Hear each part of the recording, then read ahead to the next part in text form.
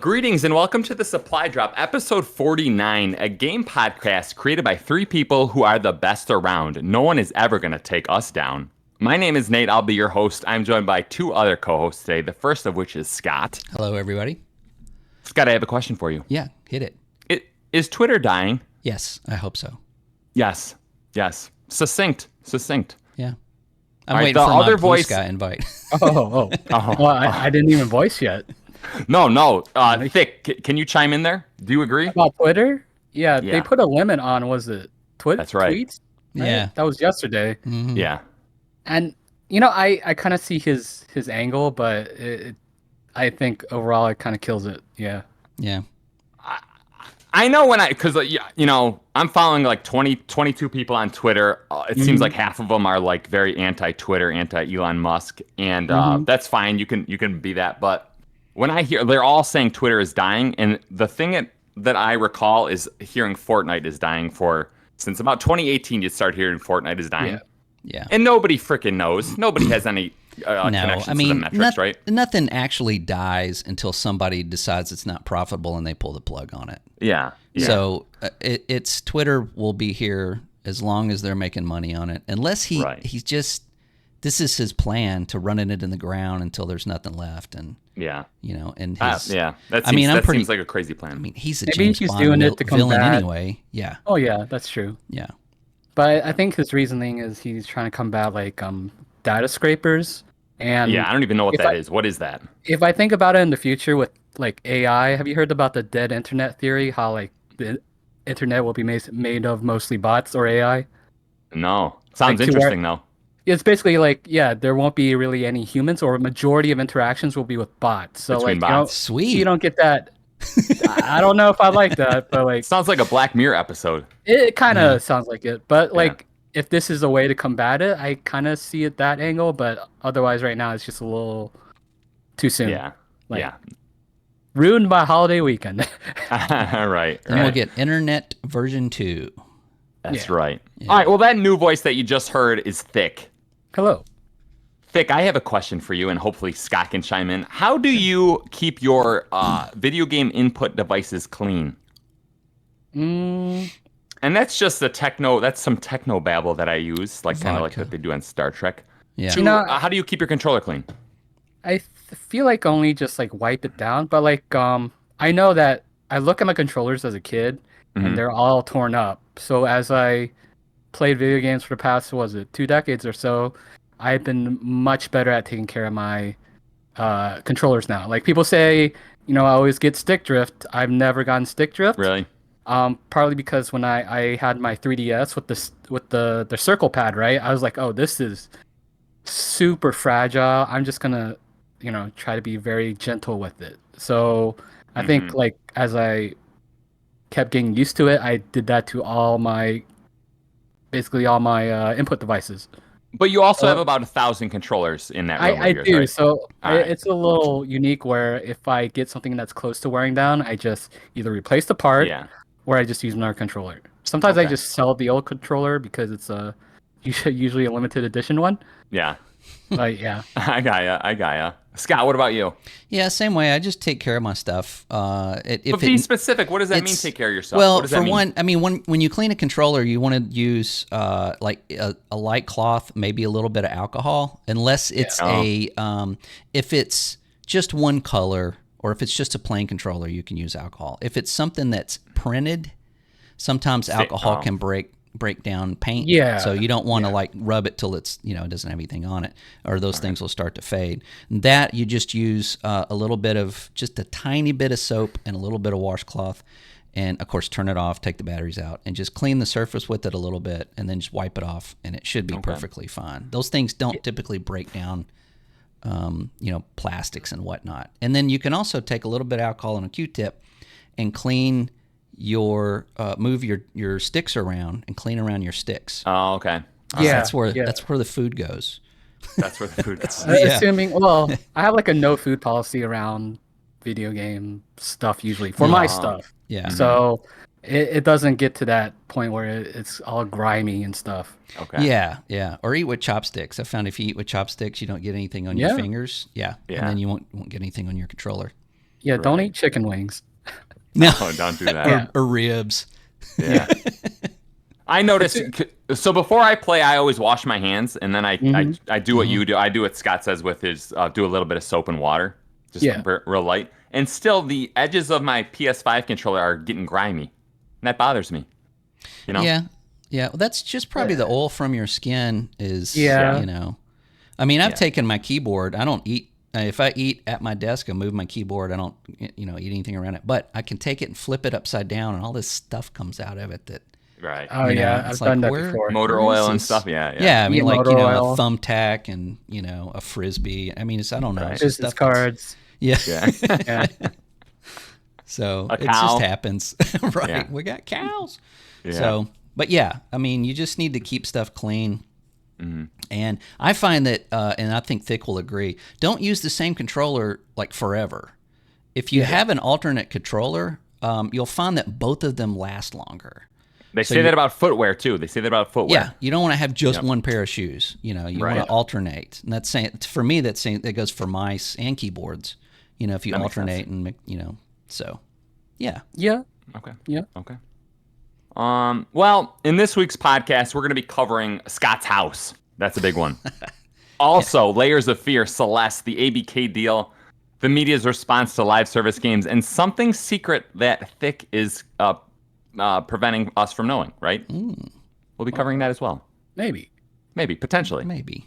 All right, before we get started, I want to remind listeners they can drop us a comment, question, or insult at the Supply Drop Podcast YouTube channel. Scott, Yep. we know you had a rough week, but walk us through the week. Yeah, Sunday, actually, right after we stopped recording on last Sunday, I took the dog out and noticed that there was some clouds coming and there was no wind. I mean, no breeze, no anything. I mean, you could have dropped a feather and it would have fell to the ground. By the time I got in my house and went to my wife and said, "Hey, it looks kind of funny outside," there was about a 37-second storm with 75-mile-an-hour winds and rain that ripped apart our tree in our front yard and took power out for, I want to say, 108,000 people. And then other people, more people lost after trees started falling and stuff later on that they lost. So, and then, so we went out to assess the damage. Our tree split. One part fell in the driveway, one part fell on the house. But so far it just looks like some gutter damage, not that big a deal. Mm-hmm. So we're just waiting for our insurance company to come and say, yeah, we'll get that covered for you. But yeah, it was really strange. Well, you kind of lucked out. It sounds like to a certain extent. Yeah, I'm just glad we didn't go any longer because it would have been like it would have just would have sounded Scott, really weird and probably would have saw me, run out of the room. Scott, what did you do without Wi-Fi? How did you exist? How did you live? It was difficult. It was difficult? Yeah. You take things for granted. Really just air conditioning. Like here today, the heat index was 111. And it's muggy. So without air, and people still don't have electricity. So if you start dealing with that kind of thing and like trying to save your food, internet and those things are kind of not as important. So yeah. But we went 2 days without power, and when it came on, it's been on steady. Knock on wood. How did you manage food during those 2 days? We went and bought a couple of coolers and a bunch of ice and just started putting everything from the refrigerator in there. Some of the stuff we just had to throw away, but we had just gone to the grocery store, so we wanted to save that stuff. I got an alert from AT&T that said my internet was down. I'm like, well, then, who cares? I don't have power. Yeah. And then I got an email. I was at work on Tuesday, and it said, hey, this AT&T, we got your problem fixed. And I'm like, well, who cares? I got, no power. And then my neighbor called me and said, hey, we got power. So everything just kind of clicked and came back on. So that was really nice. So by the time I got home, my house was cool, had internet, had power. We were very lucky, very lucky. Some people were not. Yeah, that's good. Yeah. Well, Scott, the storm scared you, no doubt. The storm definitely scared you. And also perhaps Layer of Fear scared you. Yes. Yes. Yeah. I Good did buy the new Layer of Fear. Yeah, I was going to say. That was a good segue. Yeah, I like that. The new Layers of Fear, or Layer of Fear. Layers of Fear? I don't know. Now I have to look at it again. But this is an Unreal Engine 5 game. And I just have to start with this. This game looks absolutely amazing. I mean, it looks very realistic in the sense of you can go and look at a candlestick and get as close as you want, and you can see the wax, you can see the rust and the brass. I mean, it is amazing. And so far, it is kind of a retelling of the first two games, but it kind of captures it through the eyes of a woman that's been hired to write these stories. So you're kind of going back and looking at it as like a writer's point of view of these, and they've added some things. So it's actually, if you've played the first Layers of Fear, it's not the exact same game. It's different. It's the same theme and kind of the same story, but so far the puzzles are different. The house that you're in is different, and a lot of the context is different. It kind of ramps it up a little bit quicker. So far I've been enjoying it. I like spooky games, and this is a good one. Okay. So, and they've also said that this is the last one they're making of like psychological thrillers. It's psychological horror, I thought, right? Psychological team, right? It's Bloober Team, yes. They said this is the last that they're making of that type of horror game. Are they making a battle royale? They're making Silent Hill. Silent Hill's not psychological horror? I thought so, but maybe it's, I don't know. I don't know why they would say that when, I don't know. It's just horror, I guess. It's just plain horror, I guess. Or maybe Silent Hill BR. We'll see. Okay, good. Yeah. We can only hope. Yeah. Or Extraction. Silent Hill Extraction. Yeah. All right, Thick, tell everyone how your week was. Oh, it's not too bad. I finished Diablo 4, Nice. the campaign. Yeah. You killed Lilith. You killed her. Oh, that's a spoiler right there. I feel like all the final fights or the final like normal fights are just kind of like whatever. Mm-hmm. But I did like the kind of how they're building up for something more. Like there's gonna be, you're gonna have to deal with something more later, right? Yeah, it's gonna be more it's DLC and added stuff. That's what it looks like. Yeah. Did you kill the butcher?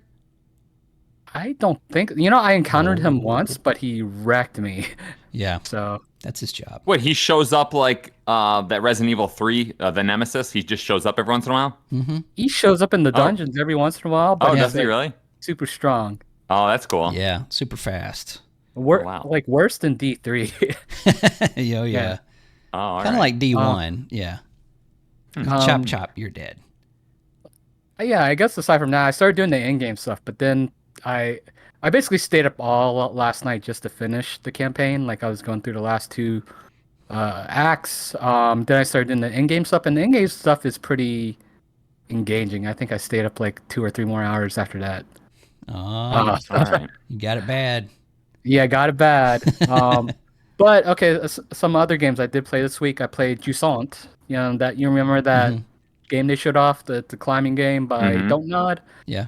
I think it kind of borderlines on that cozy genre of games. But it seems like it adds a lot of kind of climbing mechanics that will, I think, be, if you're interested in climbing, I think it's a pretty enticing game. Like, you control where your hand goes and everything. You control where was it when you put like the rope on the wall kind of thing?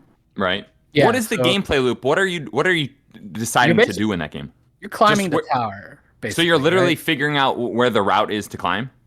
In a way, yes. And then like there's ways like, you could get a little slack to the rope, and then you can kind of swing yourself to certain points. And there's probably all these little hidden things. It's somewhat linear, but I think like the way it feels is pretty good. It's a Game Pass game, So I think it'll be one of those games that I'll just pick up. Okay. All right. So you enjoyed it. I did enjoy it. Not I probably wouldn't buy it, but I think it's a great Game Pass game. Okay. Okay. Second, I did play a lot of demos. Have you guys played Inscryption? No, it's that card game, right? It's okay. It's that card game, Yeah. but there's actually a lot more to it. There's a lot more to it. So I almost feel like I shouldn't spoil it because there's like it kind of breaks that fourth wall in a way of the game. Really? So there is a demo for it. And it's on, was it PlayStation Plus Extra? So if you get a chance to try it, just try it. Like I know you're like we're not necessarily huge fans of card games, but I think it does a lot to kind of like subvert your expectations. Okay. All right. Yeah. What is that roguelike card game that's real big? It's like Slay the Spire. Slay the Spire. I played that for an hour, and at the end of that hour, I'm like, oh, there's something to this, and then I stopped playing it, and I never went back to it. But I sounds think like this there's one's something. decent. Yeah, I would give it a try. There's more of a story to it in a way. So that's why I don't want to spoil it too much. But I enjoyed what I played. I'll probably start playing more on PS Plus. I played on Steam as a demo. Doesn't want to spoil Inscryption, but will say that Lilith is dead. Interesting. No, you said that. Oh, that's right. That's right. Okay. Okay. One more demo. I'll just say this real quick. I played Deep Rock Galactic Survivor, which is basically like a Vampire Survivor, like genre. 2D? Top down? 2D. You're mining, and then you're also shooting stuff. It's not bad. It's early access right now. Mm-hmm. But I'm not sure if I would pay for it compared to Vampire Survivors. The pacing's a little different. Would you say Vampire Survivors is still the creme de la creme of that genre? I think if that's the first one you played, you'll probably be used to it. But I think if you never played it and you play this and you like Deep Rock Galactic, you might like it. I think. Okay. I checked the discussion around it, and everyone's saying, "Oh, can we get co-op for this game?" And I'm like, I'm not sure how well co-op would work for these type of games. Oh, really? I don't know if you guys have any opinions on that. I mean, have you ever played the original Gauntlet? Oh, that's true. Yeah. I mean, I could see how it could work, but I don't know if the developer, because it's not the same developers as Deep Rock Galactic, right? It's like they're publishing it. Oh, okay. So I don't know if they're capable of doing it multiplayer right now. It'd be nice, but yeah. Rockin' Stone. Yes. Yeah, there's a lot of demos on Steam right now because they have a huge sale. Yeah. I played Trepang, if I could add just one more. Trepang 2 came out. It released with a new demo. And this is if you guys ever played Fear, the first-person shooter that was kind of like an action horror with bullet time. And this is basically Fear. You have like a bullet time. You play the first mission, and then you can play around with some of the other stuff. So I don't really know what the story is or what if it has that horror aspect to it. But man, the gameplay loop is really fun. Just the combat and everything you shoot has some kind of impact to it, and it's just complete chaos. But I've been having a lot of fun with the demo. So that's not out yet? A demo. No, it's out. Yeah. Oh, it's out. Yeah, I saw the review earlier this week or the week before, and it looked pretty glowing. So I didn't realize there was a demo, so I'll check that out probably after this. It's fun. Once you complete the demo, you have a combat simulator, and they give you 3 levels, and you can kind of it's just basically a horde, survival mode, but you get 3 levels, and then there's like 7 different difficulties. So there's a lot to the demo. Oh, good. Yeah. I'll give it a try. Yeah. Okay, I'm done. All right, I'm going to tell you guys about my week real quick. I'm trying to get Colt Eastwood on the podcast, right? So you know how you enter the realm of Twitter and you become a Bizzaro version of yourself? Like it's not your real version, but you become Twitter version. Yeah. Yeah. Right? So I'm responding to someone on Twitter, and I call Colt Eastwood a corporate shill. Somehow it made sense in context of what I was doing. Colt Eastwood finds it, and he responds to me. Oh. And long story short, I basically invited him on the podcast. He says like, "Oh, you haven't invited me on your podcast," and I said, "Oh, yes, I have. Well, this is the second time I'm going to invite you on the podcast." He hasn't responded back, but I'm going to work diligently to make that happen. Okay. All right. Do you have the paperwork for him to sign? I know. Yeah, I don't know. Yeah. He's got to go through a bunch of higher ups the background to make sure. check. Yeah, I mean, it's pretty. It's pretty intense, But the non-Bizzaro version of Nate did play Celeste this week. Yeah. Right. So Celeste is like $4 on PSN. So I'm like, I've heard about this game a bunch. It seems to have critical acclaim. So I even though it's not my genre, I give it a shot. Obviously, it's a 2D precision platform puzzle game, right? With the story that I think the story kind of attempts to actually say a little something. It's not like Bowser's in the castle and it's not a throwaway story. Right. I know what you mean. Yeah. I will say this. Nintendo has never made a 2D game this good. They've never done it in their 40-year history. I think the game is, for a 2D platform, I think it's phenomenal, right? 10 I out would of 10. agree. Yeah. 10 out of 10. And I think it's a game that teaches players about life a little bit. It teaches players that failure is good as long as failure is painless and we learn from it, right? Because all that game is like, you have to kind of go through a screen or two. And you're just dying like super quick and restarting, dying super quick, restarting. And I'm like, that's like a nice philosophical, like meditative, experience, right? Yeah, that's a good point. There's one section that I noticed that, and this may happen more, and I didn't finish the game, but I played a good bit of it. Either. But yeah, there's a spot where the screen ends, and you have to jump to the next screen, but you can't see what's on the next screen. You just have a feeling that something's over there. Right. So you jump, and then when it goes to the next screen, you're not even close to where you were supposed to be. I mean, but how could you know, until you jump, and then you say, oh, okay, so I got to go way up here. And then after a couple attempts, you do it. And I thought I thought at first I was like, was that a bug? And then I thought, no, that's just a really cool way of, kind of imitating. Sometimes you just got to do it. Sometimes you just got to jump. Right. You're not going to know where you're going to land, but you just got to do it. Right. Yeah. Right. Silicon Valley says fail fast and fail often, right? Right. And I'm like, that's a great life lesson that I think everyone probably should embrace. Yeah. But that about does it for me as far as what I played this week. Before we kick things off, let's go to our listener feedback segment. Here is where listeners of the Supply Drop participate in the discussion. I'm going to start talking slow. By going to the Supply Drop Podcast YouTube channel and dropping a question, comment, or devastating insult. Let's go over to our listener feedback correspondent, Thick, and see what he has in store for us this week. It is loading, and we got nothing this week. No, that actually, is not we true. Do. That's not true. That's not true, Thick. Oh, you sure? Yeah. We have? Because it says, it's telling me. Thick, is this supposed to Don't be go to the fired? studio. You actually have to go to the video. Oh, the studio okay, will lie to you. Yeah. Okay. It lies. Okay, Bob Dugnut. Sorry, Bobson Dugnut. Yeah. What does Bobson say this week? Great show, fellow humans. He's not an of course AI. I'm not an AI or a Terminator, so that's good. That's good to know. Thank you for your confirmation. Yeah. And I want to take this moment to maybe ask Bobson a question, because we're hoping he's listening this week as well. Bobson, there's still a contingent on the Supply Drop podcast who still thinks you're an AI sent from Skynet. Can you please type us something back in the comments that an AI would never say? Ooh. That is your task this week, Bobson Dugnut. Never say.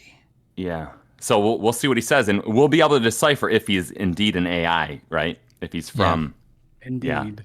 Yeah. And I will say, I think Bobson Dugnut may have, and I didn't Google this, I think there was an old Japanese baseball game, like back on the NES period, where the Japanese developers just needed to create American-sounding names. Yeah. And so they created like a roster of all names that like kind of sound like Bobson Dugnut, like... I swear that name came from that video game, but I'm not sure. Oh, that's funny. Yeah. All right. This week's listener feedback segment was brought to you by the World Book Encyclopedia. I probably should have went with Britannica. Let's go back to the time before Google. Thanks for sponsoring the show, World Book Encyclopedia. Was there an encyclopedia back in our childhood where it was like... I'm thinking about it right now.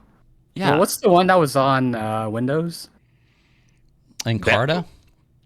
Yes. Oh, Encarta. That was just like on the tip of my head. But yeah. Okay. Yeah, I remember having some that talked about countries that no longer exist. Right. Yeah. It was literally the internet before the internet existed. You could just search anything and it would tell you like 4 sentences about it. Yep. Phenomenal. It's phenomenal. I hope we go back there. Yeah. I hope we go back there. You had to buy them every year because. You had to keep updating. Yeah. You get they'd be like, oh, it's January. Here's your internet. 2024. Oh, okay. Yeah. Apparently, there is still one manufacturer. It is the World Book, whatever World Book Encyclopedia that still makes a physical encyclopedia. I guess they sell it to schools. Yeah. Well, when the grid goes down, we'll have something to read. That's right. That's right. All right, let's get to the drop. The drop is the segment of our podcast where we talk about last week's most interesting news stories. Scott, tell us what interested you this week. Oh, but first, I have my dumb gaming site article name. I'm not going to go through it, but okay. Polygon is the winner this week with Disney's hottest animated animal characters ranked. Which one's the hottest? I didn't read it. I'm not going to read that, but that's what your gaming journalists are doing with their website. Anyway, all right. SEO optimization. Yeah, there you go. I think the correct answer is is it Lana from Lion King? I don't know, Nate. It's a female animal cartoon. Oh, are we gonna look this up?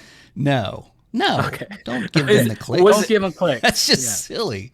Was Ariel a human or was she a animal? Ooh, that's a good debatable. Question. That's very debatable. Yeah. Right. Well, it depends on what phase of the movie. Right. Movie. Right. Right. Pre-transition Ariel. Yeah. All right, we're getting into a dark place. Let's All right, move along. Scott. Yeah. That might be a segment that we have in future shows. So I should make a mental note of that. Sure. Because I like that. Actually, Yeah. All right. Okay, so if you've played Cycle Frontier, which I have, I know Thick has. It's an extraction shooter that's got like a sci-fi kind of aesthetic to it and gameplay. Yeah.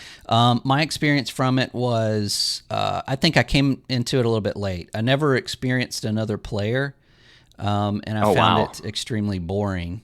Yeah. And there may be a reason why it is closing at the end of September of this year. So they have announced that they are closing it down. And they cited cheaters, but I really don't think it's because of cheaters. I think it's just because people did not play the game. So another extraction game service bites the dust. We can add that to our list. So let me chime in, I guess, because I do follow the subreddit. And I do remember season 1. It's only gone through. This is, I think, season 3 right now.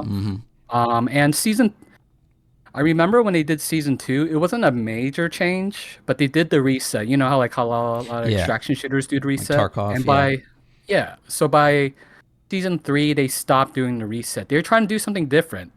Okay. And they did see a boost in players, but it was never enough. Like you never broke past I guess 1,000 concurrent. I thought when the Cycle Frontier first came out, it had actually really good numbers. I don't know the exact numbers in the beginning. It was decent. Like they mentioned there was a lot of coverage from influencers or Twitch streamers or whatever. But it just a lot of complaints on the forum were about cheaters. So that's probably what they're trying to highlight because they probably just took news from Reddit, right? Right. So whatever. What's everybody talking about? That's what we'll say. I don't think it was cheaters. I just think it never found its footing and found a progression to really keep people hooked. Yeah. Right. That seems like a problem with extraction shooters in general right now, right? Like even Warzone in a way, right? Yeah, the DMC is fine, and they keep changing and adding and taking away, and they're trying to find they're trying to find that secret sauce, that hook, right? Hook, right? And I think it's just getting difficult. And let me ask you guys this: so the premise of an extraction shooter is you go into a level and you're trying to find high value loot and you're trying to extract out of the level with that loot, right? Correct. Yeah. That sounds great. I feel like initially, but am I mistaken in thinking like that high value loot needs to take you somewhere? Like just having high value loot in your warehouse, it doesn't. That's not that alluring to play, right? So the way the cycle does it is like when you have better loot, you come back and you could do the harder content within that level. So there's some content that you can't do. Okay. Yeah, DMC is the same way. Yeah. Yeah, basically, it allows you to do more in the world. But the thing is, like, you could die at any time, and you could just lose all of it. So like, there's like this kind of up and down, and that could be kind of tough on people. And because cheaters will affect that greatly, I think that's why there's all that argument around the cheaters. Right. I thought I read a post that they said that actually it's incentivizing cheaters because I think cheaters want to sell. Can you sell loot to other players? Yeah, people do try to sell accounts. People do try to sell. This is a common issue with Escape from Tarkov. Escape from Tarkov has cheaters too, from what I know. But I guess because they have a bigger player base, they have that established player base, they don't have that much of an issue. They can weather the storm in a way. Right. Yeah, and I'm sure Tarkov didn't start off with a huge budget, right? It seems like that was a pretty small. No. Yeah. Well, they're still in beta. It's they're still in beta. Yeah, there's no official release yet, and it's been 4 years? I think it came out 3 or 4 years ago. I guess I would want to know, like, well, what is Tarkov doing that the Cycle Frontier didn't do, right? And it's tough to say. I mean, I haven't played either game. So I wouldn't know. I mean, they are extraction shooters, but they're very different. As far as like aesthetics and the gameplay loop and the Tarkov is very realistic and it's set slow, tense, yeah. And of course your weapons, your surroundings, everything has that. It's almost like, to me, it reminds me of DayZ, like a first person, DayZ, right, where you're. It's everything's realistic and everything can kill you. Right. With Cycle Frontier, they kind of went with a more just. I think it's more tropical. Yeah, like a planet side type. Sci-fi. Yeah, tropical and. When I see the Cycle Frontier, I think it looks great. Yeah, it does look great, but it also doesn't look very. It does. I think the aesthetics don't match the gameplay. I know that's very simplified, but you know what I mean? It's like, it doesn't seem like when you land there and you're out and you're like, wow, this place is really pretty. It's not like, it doesn't give you a sense of awareness. It doesn't. When you start in Tarkov, you're like, I can't see a thing. Where, really? Where's a flashlight? You're already tense. You're already, at that level of, just adrenaline going and everything. When you play Cycle Frontier, you don't have that. You don't have that until you see something. And I kind of felt that too. I'm like, I went around for a while without running into anything. And then when I saw something, I was like, what is that? It looks like a walking oh, I'm dead. It was just like, some kind of alien just attacked me and killed me. Right. And I wasn't even on alert. I wasn't even, thinking about it because I was just so relaxed. So I don't know. I mean, that may just be me, but I think that's one thing that hurt it. Okay. Now, is that your only news story? Because if it is, I have something to say. Well, I just have a quick one. This is not one we have to talk about, but Baldur's Gate 3 has a new release date, and they cited they are moving out of the way of Starfield. So now it used to be August 31st. It's been moved up for PC only to August 3rd. On PlayStation 5, it will be September 6th. No Xbox Series XS release date as of yet. Yeah. Okay. So they're still I have heard Microsoft's crack team of technologists are going over there. They're trying to get it up and running. Yeah, they say the issues related to split screen on Series S. Right. I mean, that feels like a bigger topic in itself. Yeah. There were 2 games with split screen on the Series S that had problems, right? This and one other. I thought it was. Thought it was something else. Do you know the name? Because otherwise, it does not ring a bell right now. Yeah, I don't know. It wasn't. Halo? I don't think it was Halo. No, right? I think that was more the Xbox One. It wasn't Redfall either, right? No. I don't think that was ever split planned. screen, is it? I'm just making stuff up. I'm making stuff up. Fake news. Making our own rumors. Yeah. Doing it live. Yeah. Yeah. That was it. All right. Let me think. Do you mind if I cut in line and kind of go before you? Because I there's was expecting it. Okay, because there's a reason. Okay, I'm glad me and you are on the same wavelength there. Okay. So this last week, Arc Raiders, another extraction shooter, had a closed beta, right? Mm-hmm. I don't know what a closed beta is, but it seems like it should sound secret. And then if you go on there was nothing secret about this closed beta. It got released to the internet, right? Mm-hmm. So there was a 20-minute gameplay video that released on YouTube that I actually looked at. Did it get taken down? Is it still up? I'm assuming it got taken down. It's really weird. The subreddit on it is like you got mods saying like no more talking about this game, and then the threads are still up. So it's chaotic right now, right? Yeah, it's like NDA be damned. Yeah. Yeah, right. Yeah. But I will say, so you guys know I was pretty high on this game. I'm high on the genre. Mm-hmm. I watched the entire 20-minute clip. Really doing the due diligence that this podcast requires. It looked terrible. It looked super boring. Mm-hmm. It looked like maybe a slightly prettier version of PUBG. I don't think in that 20-minute clip there was any PvP action going on.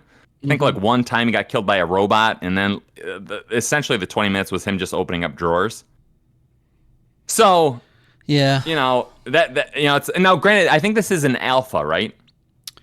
Supposedly, yeah. I think alphas are like it's not content complete, right? They're not. No, yeah. They're still adding stuff to it, right? There's still a lot of things that can change. Yeah. I didn't look at the footage because I actually didn't realize there was footage. Yeah, I didn't either. I signed up for the playtesting, but I didn't get in. So yeah, I immediately went to the Reddit, and basically you could sum up the Reddit with somebody having this long like rant about how terrible it is, and then somebody immediately under and said, "You don't understand extraction shooters.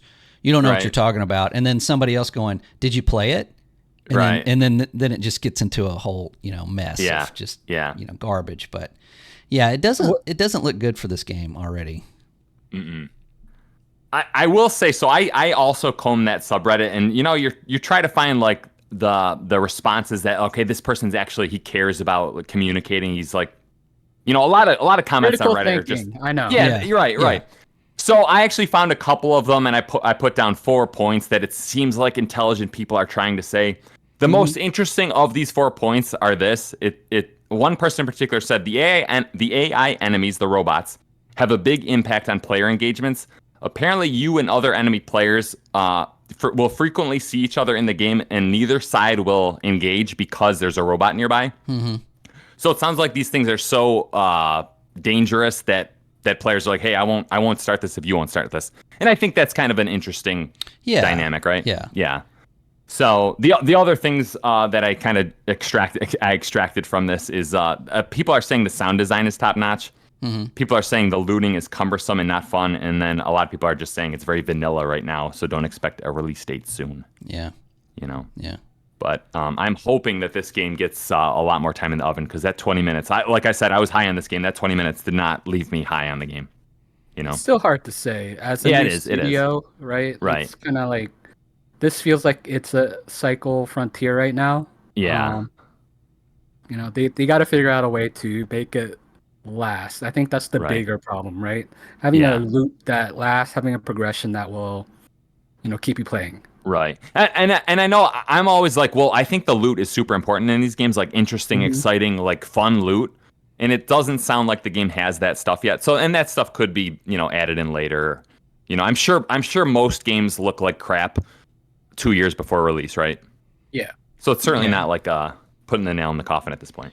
Well, if they've got a closed beta and it's still an alpha, this is the, they need feedback. They want to know what what works and what doesn't, which is a good thing. Right. It is odd that this is a brand new studio from some guys that came from DICE working on Battlefield, and they have 2 games in production. It's just kind of bold, but 2 free-to-play games. The other one being the Finals, which did have a closed beta a couple of months ago, and everybody just raved about it. People are high on it, yeah. Yeah, and they released some gameplay, and it looks incredible. That game might be further along than this one. I think Arc Raiders was supposed to be released last year, but obviously they changed focus and changed the game. And then the Finals was supposed to be like early this year. neither one is seeing the light of day. So I hope these don't end up just being canceled or canceling each other out because they run out of money, and maybe stop production on one, get another one out the door, and then go back to the other one. I don't know. I'm not a developer. Who knows how much of a crossover they have? Like if the teams are just completely separate, or if they're kind of working on two things at once. Yeah. Right. Yeah. Right. So. Well, we can only hope that it turns out good. Yeah. Yeah. Still all right. So that's what. Yeah. I'm still interested. Definitely. But Thick, that's what I had this week. Do you have any? Was there anything else, Thick, that you thought might be worth talking about right now? I have two things. One of it's from the ABK, Oh, FEC this is thing. juicy. Yeah. It's mostly because like a Stadia representative came up. He was like one of the leads there, and he basically said that Stadia basically closed like their AAA studios and like what else was it? The skipped Windows. Like that's probably one thing I was like kind of concerned with, because Stadia's was on Linux. And being on Linux, like it's a little bit harder to onboard basically new ports of games. Harder to port games too. It's almost like I think PS3 and their cell processor, they kind of took that route, probably because it saves them money. But I think that's ultimately a detriment to bringing more games to the platform.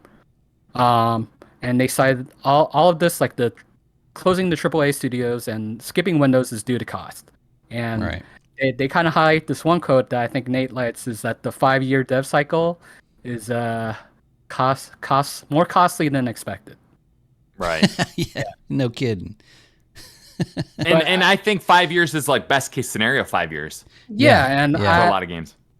I think one of the things, because as people might know, I was a Stadia founder. I used it all the way to the end, and like the thing I would cite was one of the bigger issues, probably timing and strategy. And I feel like, in my opinion, I think they didn't put together that studio in time to release anything that would save Stadia. Because like 5 years, and the Jade Raymond studio didn't really have anything to show. They still don't have anything to show on PlayStation side. So like it's hard to say like whether it was a good idea or not. Yeah. Go ahead, Scott. Go ahead. Well, I was going to say, it seemed like on the outside, it just looked like they got some studios together and were like, okay, where's the games? And, they were like, well, we just started. It's going to take, years. And then at that point, they're having to restructure their entire, business plan. Cost, right? Yeah. Right. Yeah, I mean, basically, the guy sums it up that Stadia failed because it didn't have enough content and blockbusters at the right time. Yeah. Exclusives. How many hours did you play on Stadia, do you think, if you had a guess? I think I could put at least 100. I think I put. Oh, you did? Okay. I put 30 hours into Cyberpunk on there, so. But you're not playing that many hours if that's if it feels that inferior of an experience, right? It's not that it feels inferior. It's because in my case, I have tons of options. I used Stadia as a complement to other services I had, right? Mm-hmm. Yeah. Like if I want, I was going to school at the time, and I would actually just pull up Stadia and just play a game. All right. There's nothing happening during school, so that's one thing I did, and it worked fine on school Wi-Fi. Surprisingly, it's a little jittery, but it still worked. Okay. Now, speaking of Cyberpunk, which I played on Stadia, there was an interview. Segue. A recent interview with CD Projekt Red lead. I don't want to say his name, but he's been with the company for 12 years. But he's basically, talking about kind of like a post-mortem of like the launch. But the thing I got out of it, like I know like the key thing to the article that people should take away is that they were focused on repairing their relationship with the consumers, right? The fans. But the key thing I kind of took away, other thing I took away from it was that it was basically he said that the launch of Cyberpunk wasn't as bad as people were saying, and that it was kind of people jumped on him for this. The internet jumped on him. Yeah. Like instead of the first point, that this is the point that everyone's thinking about, right? And to be honest, I kind of agree with them. I do feel I kind of do it's too. overblown. Yeah. Like I think the PC version of Cyberpunk scored like 90 Metacritic. Yeah, the PC version was, I mean, it had its bugs and faults, but it was nowhere as bad as the PS4 and Xbox One version. And that's where people, that's where the anger comes from. Because it was unplayable on those consoles. And even though they released it on those consoles. Whereas now, you know, we're seeing, you know, going forward, we're not going to see any more releases on those. But, you know, in that period, that transition in like 2020, you know, what we were seeing on the PS4 and Xbox One were pretty good, healthy ports. I mean, it was a good representation of what we were getting, you know, on the new consoles. Because it was basically an upgraded version of that for the new consoles. Mm-hmm. So everybody releasing those and having a pretty decent launch on all 4 consoles, you know, or 5 actually. It's for them to say that was not a big deal or that it was overblown. It just tone deaf a little. Yeah, I think it was just tone deaf, and knowing that they knew that those versions did not work. They just flat out did not work. So they sold a game to, and forget about the PC version, forget about the, you know, the current version of consoles. The version that went out that they promised to Xbox One and PlayStation 4 was terrible. I mean, absolutely terrible. I'm pretty sure the PS5 version wasn't very good either. The PS4 Pro, wasn't that able to run it at least? It was okay. Yeah. It's just sub 30 from what I recall. Yeah, right? I mean and it's obvious they should have just canceled those. They should have just released it on the new consoles and the PC. Everybody would have been mad, but for about 5 minutes, and then, you know, and then when they got their new console, they would have been happy to play it. They'd be mad for like a couple of weeks. It wouldn't have been It wouldn't be. Yeah, I know. Yeah, if you cancel something because it's not going to work, it makes people mad. But when you sell them something that doesn't work, then it's worse. And from what I've seen, it still doesn't play that well on those consoles. So it had no reason being on those consoles, and that's where that anger comes from. You know, on PC and everything. You know, anybody that had a PC at the time probably was like, I don't even remember that. There's definite bugs. There was bugs in the Stadia version too. I mean, I finished it on Xbox Series X, and I had issues and I had bugs, but it was playable, and I finished it. Yeah. But on the, you know, the lesser ones were 15 frames per second. Some of the textures were missing. Loading in took you know, minutes. Just going from inside and outside locations. It just, I disagree. I think it was a terrible launch. I think it was egregious and just greedy to put it on those consoles. I think it was a terrible launch, but I don't think it was the same magnitude. It's just a poor decision to release on the older consoles, and that's really the sticking point. Like, I think people got to the point where they were extremely dismissive of the game, though, which I didn't agree with. Because like there's definitely good parts to it. It's like, it just didn't seem to be the game that they showed us. You know. I agree. But I guess my expectations of the game wasn't as high either. Like that game had crazy hype. That game had crazy hype going into it. It really did. I mean, I remember reading stuff on Reddit. It's like, this game's going to do this and this, and it's like, well, where did you read that? Like, it was like, what's it going to do? What? What flying cars? I feel like people were positioning it as almost a GTA 5 killer or something like the next GTA, right? Yeah. And it was anything but that. You know, I'd say the same thing happened with No Man's Sky. Like, I had a very mild expectation of that game because they never showed footage beyond just moving around on an airplane. I never understood where that hype was coming from, because it looked exactly like when I played it when it came out. It looked exactly like the game I saw videos and what they were showing me, but it seemed like somewhere. Maybe. No, the reason why the internet went crazy over No Man's Sky is that I think Sean Murray is the studio head there. He was making a bunch of claims like, oh, it's going to have this, and this, and it didn't have any of the stuff. Yeah. You know, I pulled up Peter Molyneux. Yeah, I think more so with that is just he overpromised but probably couldn't deliver on time. Well, and here's the thing though. He promised a whole bunch of things that weren't there at launch. I think all those things he promised are in there now plus more. Yeah. So it's like, well, he didn't really lie, but he kind of maybe misled, or, you know. It's probably the 5-year dev cycle, right? Maybe he didn't spend 5 years on it, but right. Yeah, there's a lot. I feel like a lot of people think it's all malicious. Like, I don't think all of it is. I think a certain amount, like, Right. yeah, they shouldn't have for Cyberpunk. They shouldn't have released it on the other consoles. But money, right? They want money. So. Yeah. Right. Well, yeah. Yeah. But I want money. yeah, me too. Sign up to our Patreon. That's right. That's right. Any case, yeah, that's all the stories I got. Wait a second. Now, people, all three of us have to come together, and we have to decide right now. Are we talking about this ABK deal? The internet went crazy. If we talk about it right now, this is Sunday. Right. Monday they're gonna have it's gonna blow something up. big It's is gonna gonna happen. end. Right. Okay, Exactly. I don't think we want to talk about the conclusion, but there's a lot of little small bits of news from it. I've That's got really one that interesting. I haven't seen anybody talk about. Ooh, I like this. Is nice. Okay. I mean, you guys might be like, oh god, everybody knows that, but I haven't. I didn't know this. Mm-hmm. So,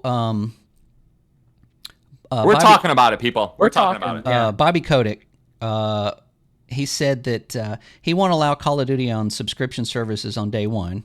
Franchise earns over 2 times on PlayStation than Xbox, according to Multiplayer First website, which I've never even heard of. I've heard of it. I wasn't aware of that it was twice as popular on PlayStation as it is on Xbox. I kind of knew that.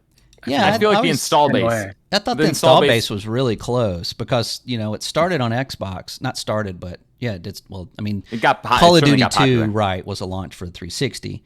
Yeah. And then he also said that he made a bad judgment in not bringing Call of Duty to Nintendo Switch. Says prototypes of the console he used didn't convince him and didn't believe it would be successful. He said it was a bad decision on his part. Yeah. And then he's got another one that says, no, I guess that was it. Those are a couple of things that I didn't, those kind of came out, in this ABK thing that I wasn't aware of that.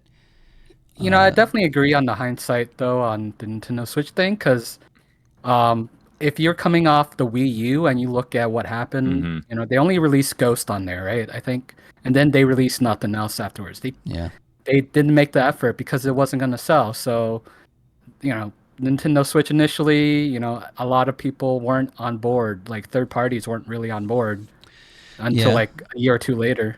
Yeah, he also said that he gave at one point he told Xbox that they were getting a 730 deal instead of 80/20 or none at all. Like he was going to take it off Xbox and just give it to PlayStation. So they had to take it. So right. Man,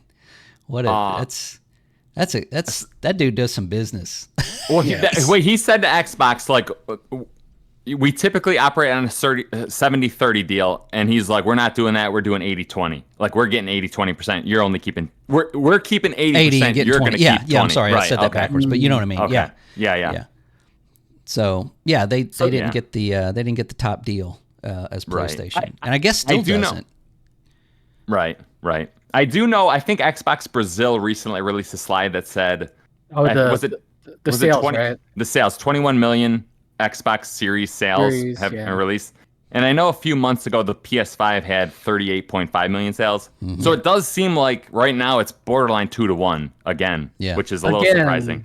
Yeah. Right. I mean, it's not surprising with how last year went. Maybe things will shift, but I don't think Xbox will ever catch up to PlayStation at this point. The PlayStation brand is still very strong. Not in the console market, probably not. Yeah. But it's unless they buy everybody. Right. Apparently they wanted to do. I think this generation is probably called, right? This generation, it's nearing the end of the F1 race. Not, Max Verstappen is 20 seconds ahead, right? Right. Yeah. I think they've caught up maybe a couple percentage, but not enough to make that huge gap, right? I know. I thought I read a couple times like someone on the Xbox team was like, this is selling better than our Xbox One console. So I agree. Like, it is. Well, it is. yeah. I don't know if it is anymore because I think that Xbox One console sold 85 million, and I mean this thing's been on the market for three. I don't think it sold 85 million. I think I would bet my life it sold 85. I think there was reports about like around No, no, oh 60 yeah, million. no, I misspoke. So the Xbox 360 sold Yeah. 85 million. Yeah. Okay. Yeah. And because they're saying this is the best selling Xbox ever, it's outpacing all our previous ones. Then I'm like, okay, you're on pace for 90.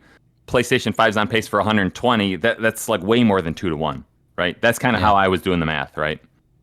But yeah, but I don't really. I take these predictions with a grain of salt.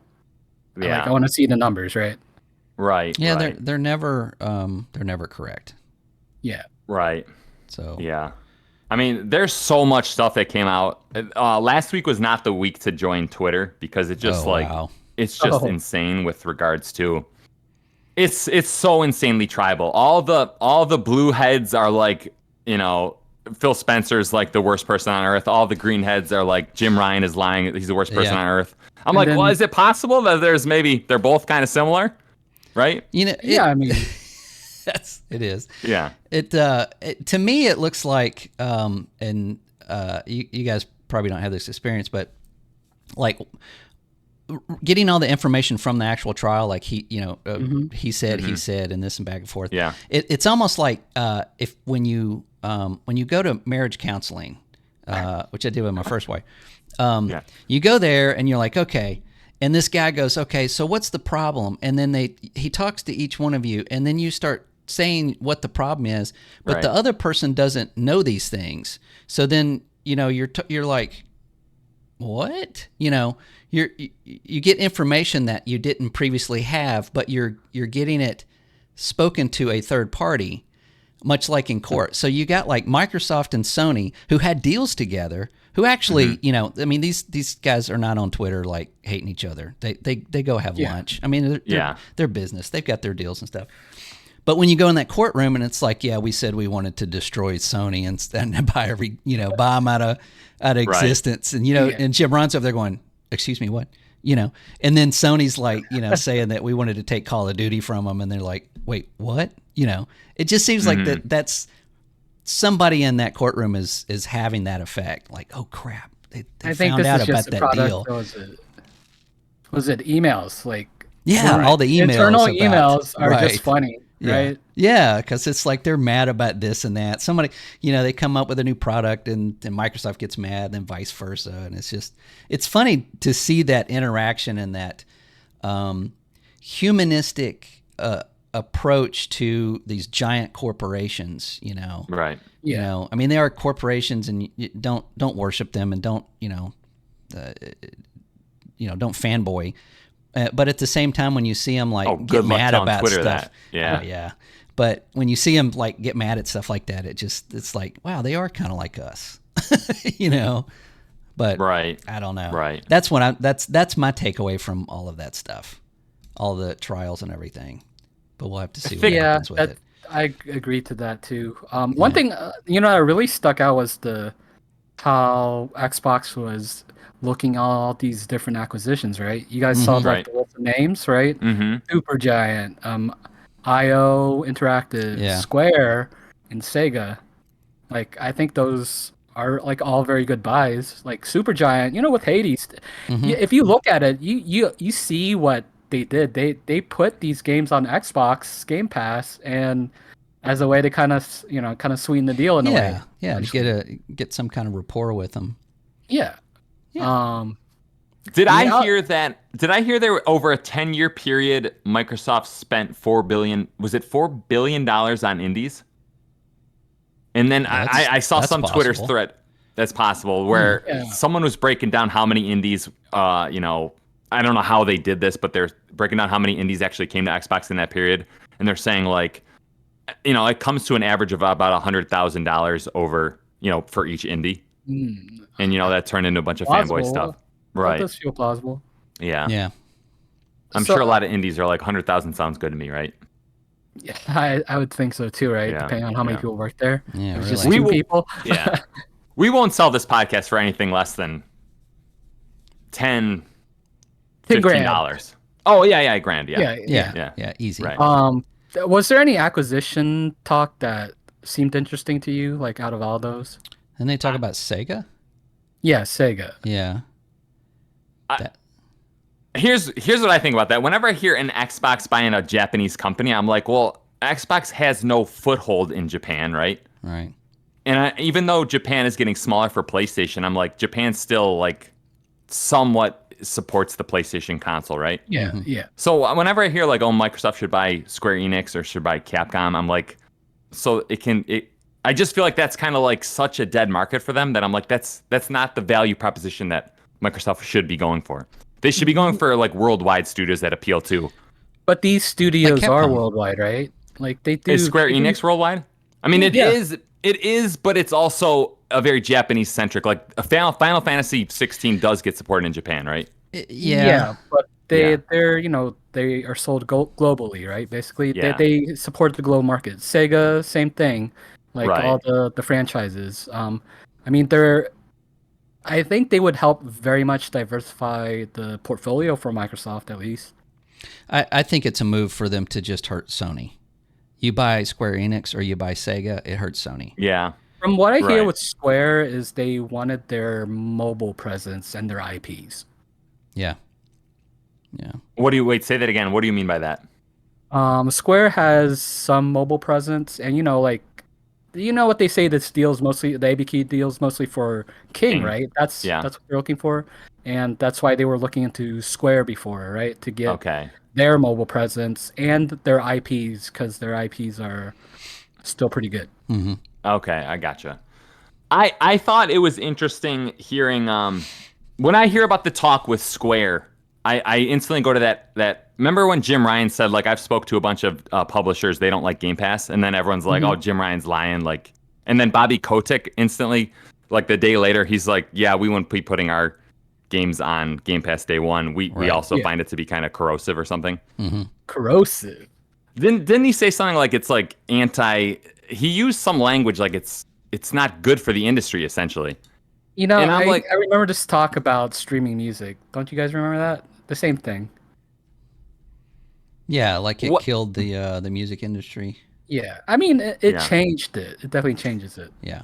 Yeah. I guess I'm like, when I think of Square Enix, I'm like, yeah, I think Square Enix goes to Xbox, and we already talked about this before, but I think they go to Xbox and they're like, all right, give us your best offer for putting our games on Game Pass. Square Enix doesn't like that offer, but Square Enix knows that the Xbox player base is so like glued into Game Pass that like their most profitable customers, they're not that interested in games outside of Game Pass, right? Mm-hmm. So when you see that breakdown of like third-party games, like it's not 2-1. Like Xbox doesn't do 2-1 to PlayStation anymore. It's like 80-20 or it's like 85-15. Because I think the most profitable customers are now like, well, I have 200 games. I don't really care about buying a $70 game outside of Game Pass. You know? So that's why I think Bobby Kotick and a lot of big publishers are like, yeah, we're not a big fan of the Game Pass effect on Xbox because our big third-party tentpole games aren't going to sell as much as they did prior to Game Pass, you know? Am I talking crazy? No. I think it's fine. It makes sense. Yeah. I mean, So- I guess you kind of got to use that. I mean, everybody wants to pull that in, though, right? The music industry, the movie industry. Netflix killed, or Blockbuster killed the movie theaters.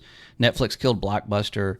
And Napster killed CDs and all that stuff. But you have to look at that. I mean, if you're in the gaming industry, you have to look at that as just maybe a natural progression. There will be a time where you can't go to a store and just buy a disc with a game on it. Right. And so if you're left without being or having some kind of service, what are you? What are you going to do? Right.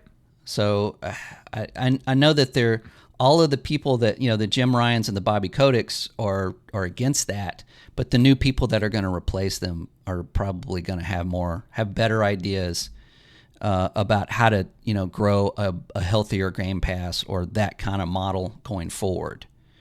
At least I hope. But it's happening. I mean, it's going to go that way, I'm a little skeptical. I don't think the industry is going to go towards Game Pass. I think it's going to go to digital. I don't think Game Pass. I don't think everyone's going to start doing their own Game Pass though. You do though, Scott? I think to some extent, yeah. I think that, yeah. I mean, at first it's going to be digital. Well, I mean, we'll get rid of physical versions, but then, But then again, we still have movie theaters. I mean, you can still go buy a movie if you want to. Right. Yeah. It's just very small. So it's not like, Steam is going to go away or Steam is going to turn into like a Game Pass type model. But I think that Steam eventually might have a Game Pass type model. Activision might have a Game Pass type model, just like, Ubisoft does. Ubisoft has their own Game Pass. EA has their own Game Pass. Yeah. Right. So it's going that way. I mean, didn't EA kind of start it in a way? Like they're $30 for a year? I think so. I think it's some like of those $5 games, a month. Yeah. But some of those games aren't day and date though. I think No, they weren't at are. start. You get a trial though, and it was pretty generous trial in the beginning, like 10 hours. Okay. Yeah. Right. Yeah, and I think when it was on Xbox first, it was $5 a month, and then it had a library of games. Not all of their games, but 10, 12, whatever. Now you can pay like $15 a month and play everything they make day one. Yeah. So that's Game Pass. Do you guys remember when the actor known as Matt Damon went on the YouTube show Hot Ones, where he eats chicken wings at and talked about DVDs?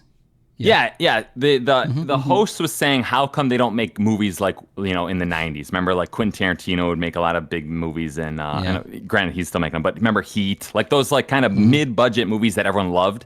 Mm-hmm. And his response was, those movies would come out on big screen. You'd get a chunk of revenue from that, and then 6 months or a year later, those great movies would come to DVD or VHS, and then the people who love those movies would reinvest in them, right? So you'd build collections. And I feel like the Game Pass thing is like, it's cutting out a pretty decent chunk of revenue from that, right? Whereas PlayStation's current Game Pass alternative is like, you're not getting day and date. If you want to play day and date with the big titles, you gotta spend $70, and then maybe a year or two down the road we'll put them into our Game Pass service, right? Yeah. So that's kind of why I'm a little skeptical of Game Pass, kind of like day one releases, basically. Yeah, right. And then plus, there's no equivalent to free to play in gaming, right? I think free to play it's such a huge segment of gaming that really, I don't think Fortnite players are like, thinking about Game Pass. Like they like free to play. Yeah, they don't care. I mean, it's already free, and they just spend their money in that store. Yeah. But yeah, well, I guess with hold on real quick. Yeah. With Game Pass, like it's mostly first party that's coming day and date right now, and indies, I guess. So I guess that's why they're really trying to build their catalog. I assume maybe, I don't know if they'll do it with Call of Duty if they do acquire them, but we'll see. I don't think so, personally. You don't think Call of Duty will come to Game Pass? I don't. Oh, really? I don't. No. There's two problems with that. One is that the previous versions of Call of Duty are riddled with server issues and cheaters, just flat out, and that's even on console. So if you go now and play like Black Ops 3, it's going to be difficult to get in a good game. Right. These things come out every year, so you have a player base a very small player base that sticks with that one game. If they like that Call of Duty, then they'll stick with it for years. But you also have cheaters and modders and other people. The PC versions of these are terrible because of that. So it's not really something that's like, hey, Black Ops 3 is on Game Pass, and you go and you play it and you just have this miserable experience. Now, that's not to say that you can't play all the campaigns and those kind of things. That's the only thing that I would say that if they did put it on Game Pass, that would be beneficial. But I don't think Activision wants to highlight that those older versions. They've never really done that. I mean, they rarely go on sale. They want to push the new one that's out. They want to push that store that's in that new game. Now, if they're purchased by Microsoft, that may change. They may have to, but I still don't think it's going to be a good experience. Everybody's like, "Oh, look, we get all the Call of Duties on." No, go back. Play an older version of play Modern Warfare 3. It's terrible. It's one of those you think you want it, but you don't want it. and you'll find out. Now, there are other titles and stuff. Yeah, absolutely. I would hope to see a lot of older Activision titles on Game Pass, but Call of Duty is going to be the odd man out. Yeah, it's not going. Vic, do you agree with that?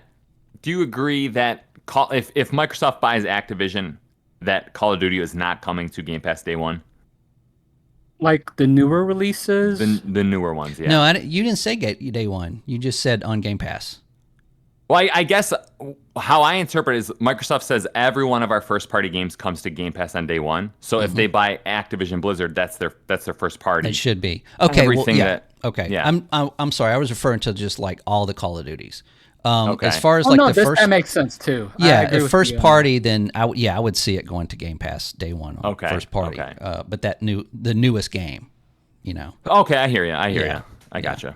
So I guess the day one Game Pass thing is really their differentiating factor. So they kind of dug themselves a hole for that too. So they can't really do the we're gonna release our first party games like a year later, like Sony. So they can't really do that anymore. Right. Yeah, Starfield's a good example of that. Like, how much money is Starfield actually going to make being on Game Pass and PC Game Pass? Yeah. Right. Right. I mean, I know that they're going to sell more subscriptions. They might sell more Xboxes. They might sell, but had they still been independent and released that, how much revenue were they going to get from PC and Xbox had they not owned them? I mean, I guess we'll never know, but you got to be looking releasing at that. on Steam. Yeah. I mean, they're still releasing on other platforms, and that's keeping them out of trouble. Sony, not so much. So, but it's we'll see. Game Pass is. We'll be talking about Game Pass 10 years from now. I mean, it's just such a divisive mechanism for getting games, and it is fascinating. It's fascinating. Yeah. I mean, it's a hard thing to. It's like, oh, I don't want to have anything to do with Game Pass, but for $10 you can play all of these games that would you'd have to purchase. It's just really hard to pass up. Right. That's why they call it Game Pass. Yeah. So I don't know. I just know, and I think I've said this to you guys a bunch of times before, but like, I was the type of kid who I would get 2 or 3 games a year, right? Birthday, Christmas, maybe, when I was little, I didn't have a job. Maybe I'd somehow save up for a 3rd game. And I remember, like, when you get a new game, you are diving in fully, your entire body is into that game for weeks and months on end, right? Yeah. And I'm like, when you have Game Pass today, the moment something is bugging you a little bit about a game, it's like, boom, let me check my other 199 games, right? Right. Yeah. There's something about, like, I could just go have fun with another game. I could look over here. I could look over there. Right. Yeah. But, I think some people can handle that kind of psychological effect better than others. I think I'm terrible at it. Right. Yeah, I see that too. Well, it's just like Netflix. I mean, how often do you go to Netflix and browse the movies for 45 minutes and then just go, it's time to go to bed? I'm telling you, a lot of times the best part of Netflix, if you're watching it with a group of people, you just play the trailers and you comment on the trailers. 40 minutes later, everyone had a good time. You can shut it down. Right. Yeah, that's pretty much it. Yeah. Right. Yeah. So, well, I'm a little mad at you too because I thought one of you said last week that this upcoming week is going to be the we'll know for sure what happens with this ABK deal. I'm hearing things on the internet that this is just like one of many steps in the future. Like we're really not going to know what happens. I guess we'll know by the 18th of this month, from what I hear. Like no. Well, the 18th is the deadline for the deal, right? Yeah. But the trial could be tomorrow. It could be next week. It could be very soon, because they're done. They have to make a decision, and then based on that decision, and that's the decision whether they can go forward with the FTC and get approval. Yeah. But then there's still the CMA. So I don't know. I mean, it just, they're not really doing anything that all of these other financial wizards have said they're going to do. All of these guys are like, well, this is how it's going to go. And I'm just like, wow, you were totally wrong. Right. So I'm just kind of getting some popcorn, sitting back and just seeing what happens. So we might be, this might be another nothing next week. Yeah. I know, Richard Hoag's Law. Yeah. He's like the one resource I feel like you can kind of like, he seems, obviously that's his profession, like Right. mergers and acquisitions. He's a lawyer. And the whole time he's like, oh, this is going through. No problem. It didn't go through. And now I'm wondering is like, if you go to a pharmacist and you tell a pharmacist what your problems are, they know, they're like, oh, this pill is going to work. If you go to like, a brain surgeon and you tell them what the brain surgeon's like, I got to get in your head. I got to start, I'm wondering if Richard Hoag is like, I'm a mergers and acquisitions lawyer. This is like, if he just sees like, yes, it has to go together because this is my profession, does that make sense at all? Yeah, I kind of see that. I mean, if he maybe he doesn't want to say it's not going to go through, or and I don't think it's like he's lying. I just think Right. like his profession is like I put two things together. That's what I do. Therefore, I'm putting these two things yeah, together. I mean, I guess if he looks at it on paper and goes, okay, here's what they want, Right. here's what they're going to do, that makes perfect sense. That should go through fine. And that's Right, what right. everybody said. They look at it and they go, yeah, there shouldn't Yeah. be a problem with that. Again, two American companies wanting to merge, which doesn't cause a monopoly, but there's a Japanese company that comes in and says no. So the FTC goes, oh, well, we're going to go with this Japanese company. That they're all looking at that the same way and going, there's no reason why they shouldn't go through. So why isn't it going through? Yeah. That's the popcorn sit back recliner, Yeah. turn the trial on, and it's Right. like OJ all over again. Right. That was big. This That was is big. generating a lot of views for a lot of people. So. Yeah. Yeah. It's so- one Oh, go ahead, small go ahead. thing. Mhm. Did you guys see that paper that was redacted from Sony that tells you the cost of? Yeah. Oh, That was interesting. $200 million. Yeah, Wow, I have something to say about that. it's expensive. say it. All right, these, I always try to finagle the conversation towards my favorite topic, which is live service games, right? Yeah. Mhm. And so these two games, Horizon Forbidden West and The Last of Us 2, are considered PlayStation some of their most successful IP, right? Some of their most successful games. So these games cost about $200 million, a little over. And I think it was Michael Pachter. So as soon as you hear Michael Pachter, you can throw whatever I'm going to say out the window because the guy's not right very, very often. But he basically said both those games generated about $300 million of profit. So his numbers might be off, but I think the point is each game generated about enough profit to make one more AAA title, right? Because we know Horizon Forbidden West, the next one, and The Last of Us 3 or whatever Naughty Dog decides to do, that next game's going to cost even more than the prior game, Oh, right? absolutely. Yeah. Right. So I'm thinking like clearly Sony understands they don't want to like okay, I know where I'm going to eat tomorrow, but I don't know where I'm going to eat after that. So to me, it's just so obvious that like live service has to be the future for this company, right? They know that that's not sustainable. I mean, you can't Right. just keep doing that. I Right. mean, they said that about 10 years ago, that it's like when you get into like 200 and 300. I mean, the Halo Infinite was rumored to be like $500 million. Yeah. Do you think it made that? No, not even close.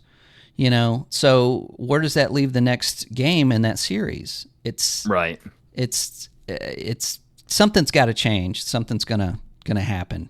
And Sony looks like they have the foresight. So it's just it's a little unfortunate that they're thinking of this now.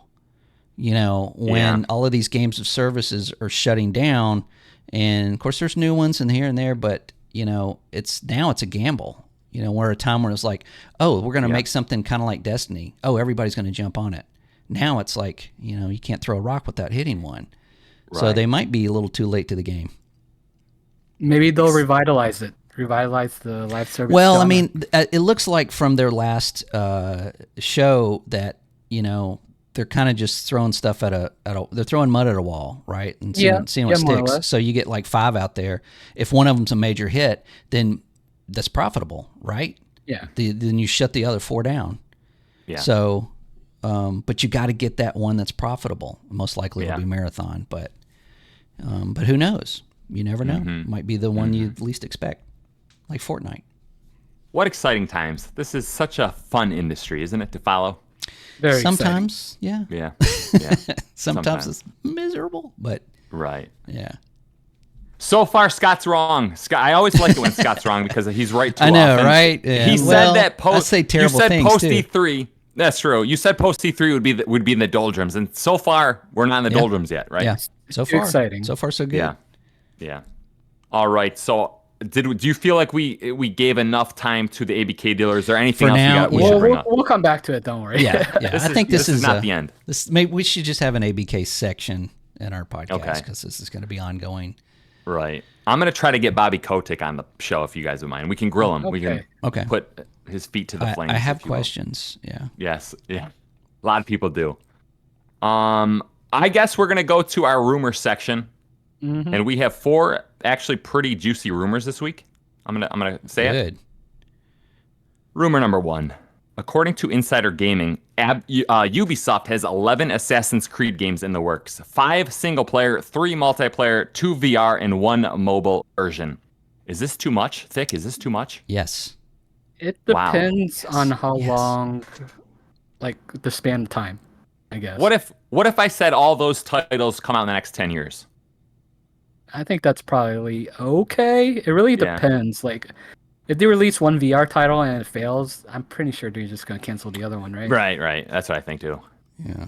Well, yeah. I mean, Scott- single player could be mobile, and then the next one Yeah. is the other one's on Right. PC and consoles, and then the other Yeah. one's on VR, and so I Yeah. guess if you kind of spread it around a little bit, it doesn't sound like too much, but Free multiplayer though, I'm a little like suspect on. I don't know.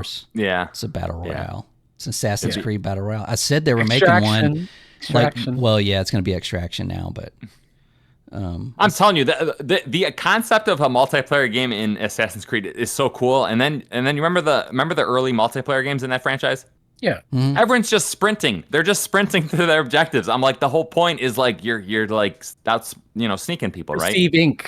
Right? Pisses me off. Yes. yeah. Right.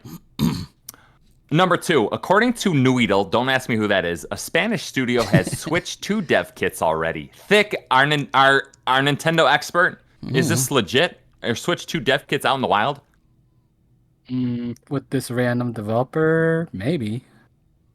I don't. What's the developer's pedigree? They just said it's a Spanish studio. Okay. So their pedigree is I don't know. This seems like a non-rumor right now. So right. it's a pretty safe rumor to know that Nintendo's probably working on something new. So Thick, I have a question for you. yes. What percentage chance do you think Switch 2 is releasing first half of next year? Give me a percentage. Be a weatherman will you? 75. 75. Scott, what do you think? Next year, First half of next year. first half, I'm going to say 60. All right. I think we're all generally in agreement. Yeah. In agreement, yeah. Mostly. Yeah. Yeah. And I do know it seems like they give dev kits out to like maybe, the less important studios as time progresses. Early on, you want to give your dev kits to like Square, Capcom, whatever. And when you say dev kit, you just mean they just send them the app and they can use it on their phone. Yeah, that's all I mean. Yeah. That's all I mean. Yeah. Do you guys want to get to rumor number 3? Yeah, let's do it. Sure, According to job listings, Valorant is coming to PS5, Xbox One, Series X, and PS whatever, all the consoles. I've heard this. Okay, same with what's it? Wild Rift. League of Legends Wild Rift. Why are they taking so long for that game? I'm actually interested in Wild Rift. Yeah. That game's been out on phone forever. Have you played it yet or no? Well, now I it's on played phone. I played some other MOBA game on phone. But you play one MOBA game, you played them all, right? Yeah, more or less. Yeah. Now there's a market that's saturated, the MOBA market. Yeah. True. I don't know how I feel with Valorant on controller though. It's going to be. I hope there's crossplay with those PC players. I want to headshot all those PC players. There will be. Yeah. Yeah. I mean, they've only had about 3 years to practice, and I get in with my joystick. They're going down. Yeah. Auto aim. Auto aim. Yeah. Yeah. Right All right, let's turn this rumor mill around and let's go to our juiciest rumor. According to IGN, I don't know if you guys read this. This was actually a decent piece by IGN, which is a rarity these days, right? Perfect Dark is still 2 to 3 years away. They suggest that the game is still in early development. The first trailer of Perfect Dark dropped 3 years ago. IGN says, according to 13 sources familiar with the project, little meaningful progress has been made since 2020. In 2022, the game started over from scratch using Unreal Engine 5. Multiple sources who have worked on Perfect Dark in the last year told IGN that Perfect Dark is more of a Crystal Dynamics game than an initiative game. And then they just go on to say that Perfect Dark is a first-person shooter with a balance of combat and espionage with an emphasis on spy gadgets and a focus on narrative. It may also be an episodic game, which the last episodic game we had was the early Hitman, right? Yeah. I think so, yeah. You guys don't seem thrilled about this. I need to see what it looks like, but Right. I mean, personally, that laundry list of features isn't very enticing. It's so interesting how human beings differ, with their interest. When I mean, hear if gadgets, I'm all aboard. I'm on board. Yeah, I mean, I'm thinking like a first-person Splinter Cell. Sure. Okay. Yeah. If it's slower I'm like in. that, yeah. Yeah, exactly. But I don't know. It's kind of hard to tell right now. Way too early. It's a new studio, and they kind of fell apart. Right. They had to have help. But that's not always a bad thing, No. Yeah. So, and especially Crystal Dynamics has a good pedigree. So if they're coming in and going, okay, we're going to fix this for you, then it may end up being a better game. But it might set that studio up to make additional,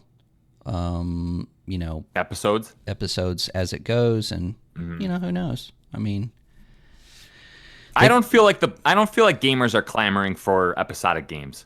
I don't think they're. Who's excited about Perfect Dark? I mean, this guy right Really? here. Look to your left. I wanted something new. I really wanted a new IP from the studio, and Yeah. but it's Matt Damon.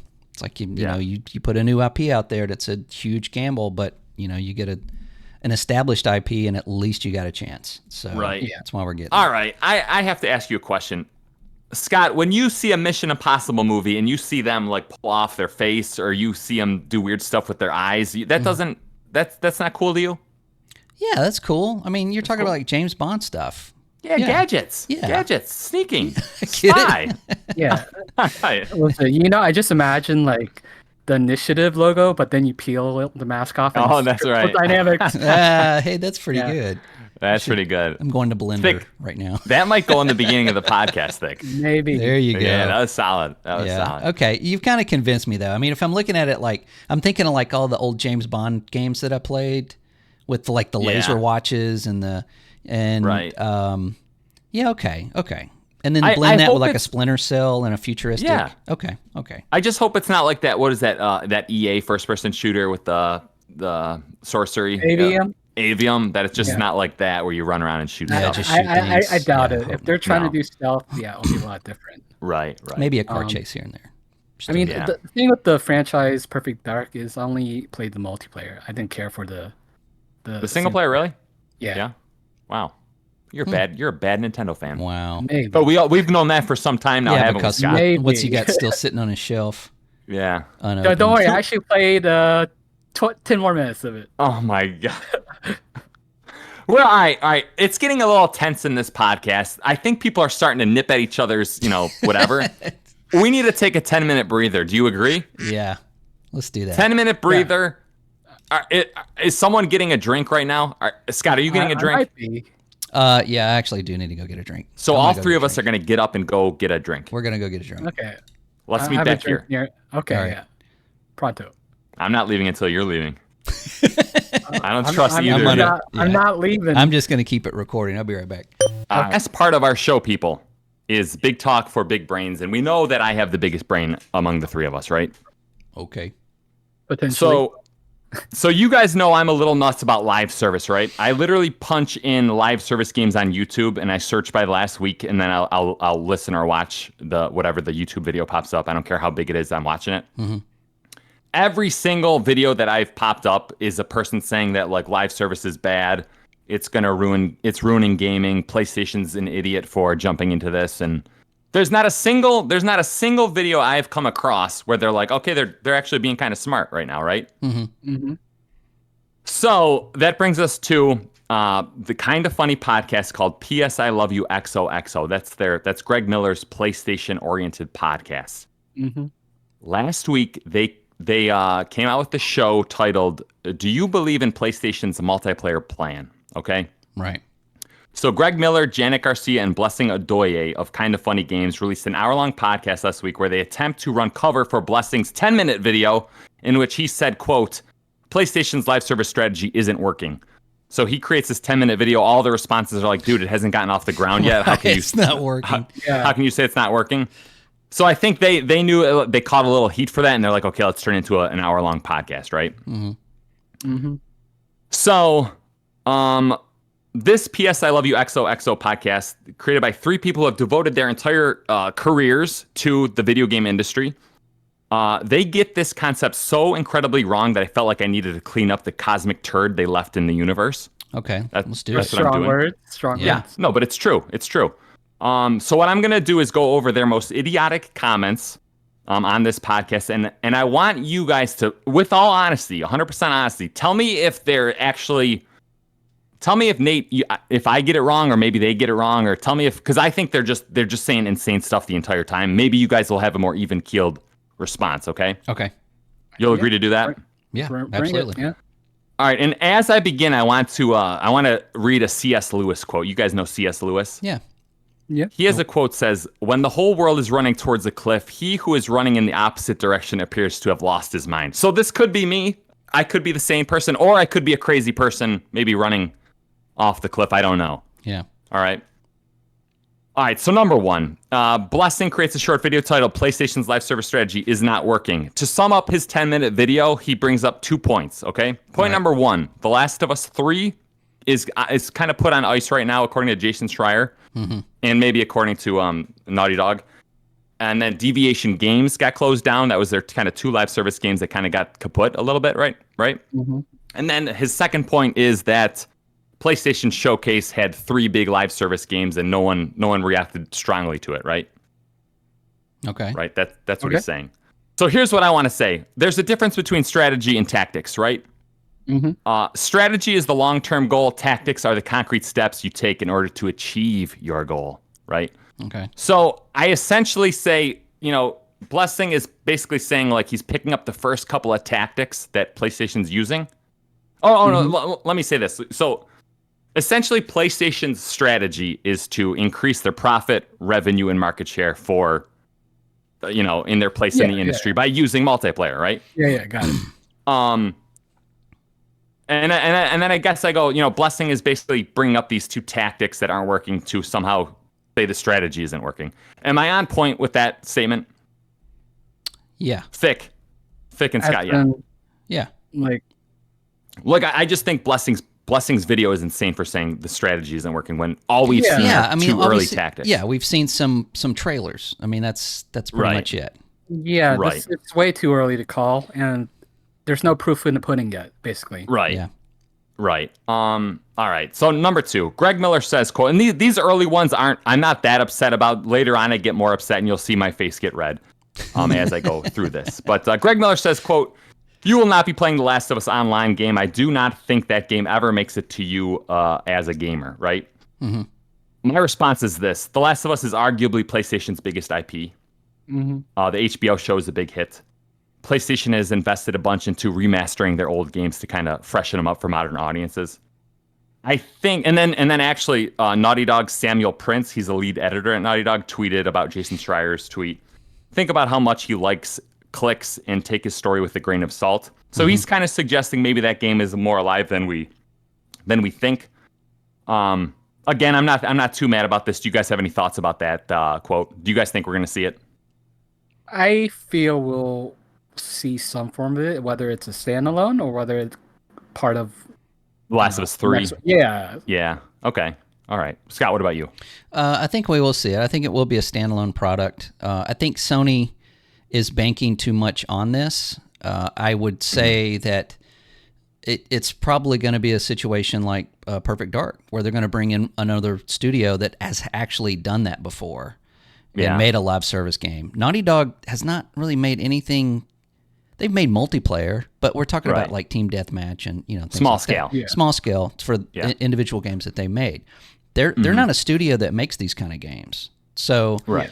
Either So it's one and done. yeah, basically. I think they're going to bring in. I think they should bring in another studio to take that over. One that does do multiplayer games, because I think that I'm with you on that. Nate, is that is one of their biggest IPs right now. Right. They've announced it. That's all anybody talks about.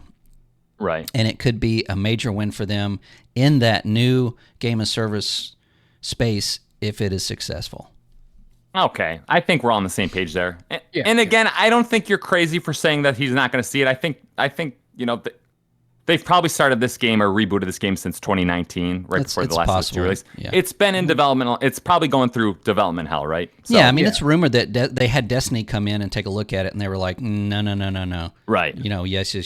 Kind of like reassess it. And then Yeah. based on that feedback, I'm sure they were happy to go, okay, scrap this part. Let's go with this.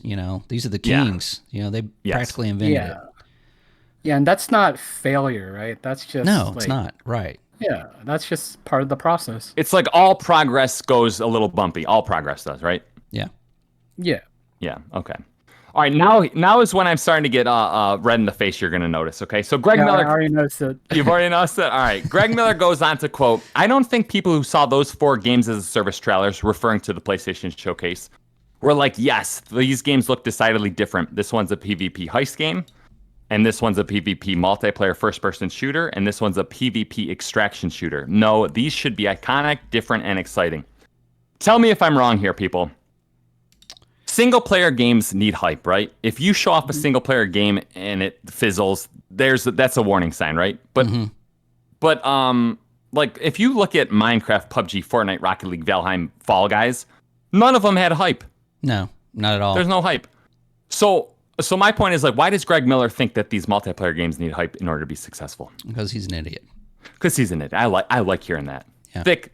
Am I don't off really here? have opinion. No like- opinion there. I have no opinion because the hype, like, yeah, sometimes it helps. Like, I guess Destiny, yeah, it helps to have that sort of hype. But I don't think it really depends on how it's marketed, not purely on hype, though. So you do think marketing matters a little bit? Marketing definitely matters. Like, if you choose to shadow drop it, Yeah. if you're going to shadow drop it, you just better make sure it's complete as a Like game. Apex Legends got shadow dropped a little Yeah. bit, right? Yeah. That's a perfect example of a game that had. I mean, it was shadow dropped, had nothing, but it was a game's. It was a live service. It was a BR, And it worked. and it worked, well. and everybody was playing it that day one. So even if you see something, a trailer, or well, what we saw was we didn't see gameplay from anything. So we can't even really judge what these games are based on what we saw. So they're so far away from having an actual live service game hitting PlayStation from these studios. We can't really assess anything. But a lot of games like that, didn't present very well or didn't really have a lot of excitement around them. But once they didn't, hit, 100%. Yeah, once they hit, Yeah. and people started talking about it, then it just, it blew up. So Yeah, Right. even the original Fortnite, which I mean, I know it's a different game. No but hype. No hype around no that. hype. No Yeah. hype No. around it. yeah, I guess it's just interesting because there's 3 people on this podcast who have been in the gaming industry forever, and they're not making that connection. Like, oh, actually, multiplayer games, they really don't need the hype, right? So right. I mean, you have to. It has to get out there, and people have to play it. And they have talk to about play it. They have to like it, and they have to ask their friends, like, "Hey, dude, I'm playing this game, and you got to squad up with me next week." Perfect example. Battle Bits. Battle Bits on Steam is one of the top played games right now. It's $15. It's There was no big marketing with that. There's no period. There's no part. Yeah. But if you go to YouTube and all of these people that their channel is just them playing multiplayer games, they're all playing the same game. Right. So it can happen. Am I wrong in thinking that literally single player games, like, is there a single player Fortnite, or is there a single player Fall Guys where like no one's looking at it and then, oh my gosh, it came out of nowhere and it blew up? A single player? I guess in indie titles you could see it, right? In indie titles, it does happen. Right. Vampire World Survivor. That Right, Vampire right. Survivors, Rain World, I guess, came out of nowhere. Actually, that only got popular a couple years later. Right, it's a platformer, right? So Yeah. so I don't think like there's no set standard that you need hype, right? Right. And it's really it just sometimes it's luck, sometimes it's marketing. There's a lot of timing. factors. Yeah. Yeah. Yeah, I guess I'm just like, it's such a you can't judge this strategy based on people's negative reactions to games that are 2 years out, right? No. No. I mean, look at Battlefield 5, which was, they showed that trailer and everybody hated it. It was downvoted. It was horribly downvoted. But then when the game came out, everybody's like, hey, this is a lot of fun. You know, so yeah, and then it sold, it made them a lot of money.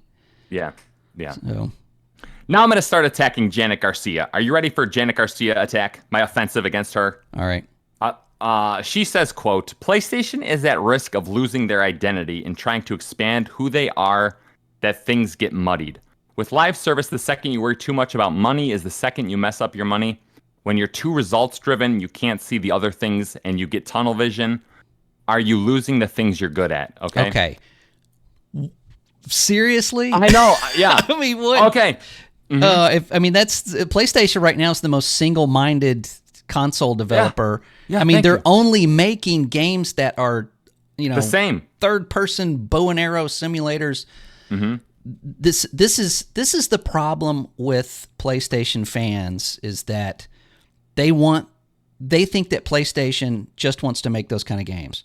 Yes. And that's the only thing that they want to play from PlayStation, which is fine. But again, $20 million, $200 million for Horizon Forbidden West. You can't make money with that. You've got to, or it's harder to. Yeah. By doing what they're doing, their strategy is going to open them up to people that right now only associate those kind of games with PlayStation. Mm-hmm. That's not the console they buy to play, multiplayer games. That's what they think of as that single player aspect. So if they start branching out of that and going further into that market, then that only opens up more players for them and more money for them. And she is absolutely 100% wrong. And that's why they're making these people mad by doing something inventive and going with the market and branching out. So that just irritates me to hear people talk like that. Yeah, I mean, it's no. I mean, if we look at the history of PlayStation, they've been trying to do multiplayer forever to middling success, right? SOCOM, Killzone, was Resistance, right? I think Resistance had it, right? Resistance, yeah. But Warhawk, nothing. Starhawk, all Halo killers, right? Yeah. So I think now that they're making this big initiative, I'm looking at it as if they could put the same sort of polish into their multiplayer that they do into single player, this will be impressive. It'd be impressive. Yeah, it'd be good to see. Absolutely. Right. I just to cap off this quote, I did a little bit of research to kind of hopefully throw some pie in the face of Janet Garcia. I don't actually. Oh, hold on. Let me go ahead. Back a little bit. I do. Yeah. Kind of see where she's coming from. How some live service they're so focused on the monetization that they kind of. Give me an example. All of them. No, well, hold on. If you look at Overwatch 2 compared to 1, a lot of people, that's where a lot of people are getting soured from. They feel like it's losing its identity. Okay. It's still a good game, right? Yeah. So that's probably what she's looking at. And I kind of agree with her on that aspect. But we don't know until Sony releases something. So again, it's speculation. Yeah. Yeah. Let me say this though. So Sony first started out by building rice cookers. Did you know that was their first product, rice cookers? Then they pivoted. Well, let me go walk through this. Then they pivoted towards making transistor radios, rice cooker to a transistor radio. Then they pivoted to making the pocket radio. Then they pivoted towards making home consoles. Then they pivoted towards mascot platformers. Then they pivoted towards third-person cinematic games. Mm-hmm. So there's an entire history of them kind of assessing the market and being like, okay, we need to make a jump, right? They're making cars too now. They're making cars too, but it's but they're like, okay, Janet Garcia's like, well, they can't make a jump because they're just got to stay here. It's just well, that's what they want. I mean, that's what, and that's the what they want. Yeah, right. Yeah, they're a lot of their fans. They just want God of War 3, right? They want Last of Us 3. They want Spider-Man 3. They just want this continuation of these giant games. Right. And Sony knows that they can't. And Yeah. I don't know where that's going to go, moving forward. I think it just sounds like they're a little upset that they're focusing on what everybody else is focusing on. So it makes Sony look a little less Sony, right? Right. It makes them look a little bit less, special in that market. I guess maybe it's that's also why like, they're having an issue. Let's say you're dating someone for a long time and, 3 years in and the significant other's like, you know what, I'm going to start devoting my time to work. I want to really climb my whatever I'm doing at work. Then the other person's like, well, you've been devoting all your time to me. I prefer it if you devote all your time to me. I don't like it that you're trying to do something else, right? Right. Janet Garcia does not stop pissing me off, though, okay? She has another quote. All right, go ahead. She says, quote, I would hate to see studios suffer at the hands of someone's bad business decisions. That's like a history of business. Who suffers? It's the worker. Okay? So she's literally clutching her pearls. Wow. By basically saying, like, oh, it's, like, immoral to be trying a new thing. Like, I don't understand how anyone could say that and like have a huge record scratch in the studio being like, what did you just do? Right?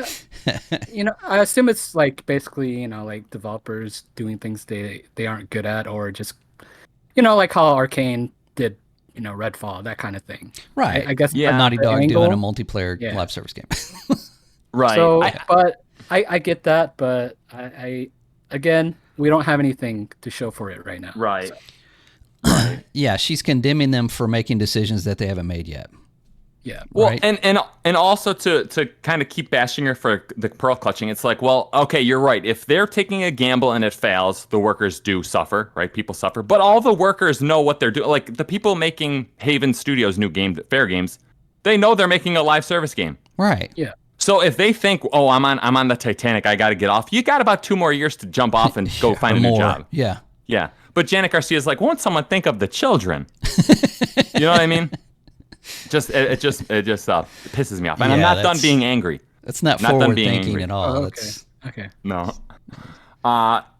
So Janet Garcia goes on to say, quote, I think the fact that who wrote in saying that it's a disservice to lump Marathon in, the fact that they say it's a disservice to lump Marathon in with this tells you how weak the strategy is, because even they're saying don't count Marathon, that's bad. That's a reference to, they literally had someone email the show and saying don't lump Bungie's Marathon in with the other live service games because we like Bungie. Bungie's like a powerful studio, right? In that context, that's kind of silly. Yeah, right. Why not? Yeah, it's like why are you letting your random emailer dictate your thoughts. Yeah. Right. Okay. Yeah, that's like saying don't lump Starfield in because they weren't in development when Microsoft, or it was in development already before Microsoft on them, something like that. Yeah. Like it doesn't matter. They own them now. So Right. Same with Bungie. I mean, it's like you don't have to be a Bungie-sized studio to make a game and to try to make a good game, right? Yeah. I mean, you don't have a prize racehorse and just put them out in a pasture. I know. It's like, right. Exactly. Especially, and again, I always think there's so many examples of like small indie multiplayer games that go like Among Us. Among Us was made by how many people? It became a huge game, right? Right. Obviously, that's the exception to the rule, but it's like, I think you're allowed to try to create new things, right? Yeah. I'm not done. So Blessing Adoyo pisses me off here. Are you ready? Yeah. He says, quote, I can't think of an example of a video game publisher that went from making a lot of single-player games and then going all into multiplayer, and we loved it. Okay, so that's what he says. So he's been in the industry for forever, right? He's played games growing up. Sure. Literally every giant publisher has started out by making single-player games, right? Like Blizzard. Blizzard made like 4 single-player games, and then they shifted over to multiplayer. It did pretty well for them, right? Yeah. Epic Games started out making single-player games. Nintendo, EA, Ubisoft, Bethesda. A lot of companies make single-player games, then they shift over, and it becomes huge successes. Yeah. Bungie, right. Yeah. That's a good point. Good so grief. It's just funny, like you can be in this industry forever and just not turn the brain on one time and think of like, oh, actually, it happens all the time, right? Right. Now, I think what's actually going through his brain is like, okay, we didn't like Fallout 76 when it was first announced. We were all mad at that, right? Yeah, but that's a terrible different. example. Yeah. And I think he'd probably go with Anthem too. He's like, well, remember when EA tried to make Anthem? Yeah. And everyone was mad. So everyone should just stay in their little single player bubbles, right? Yeah. So Thick, are you getting upset like I am? I partly see his point, but yeah, I agree more with your side. Okay. I think if you bring up like Anthem or something like that, I think they had a lot more issues aside from just the transition. So. Right. Yeah, I mean, when you're making something new that's not a formula, it is riskier, right? Yeah.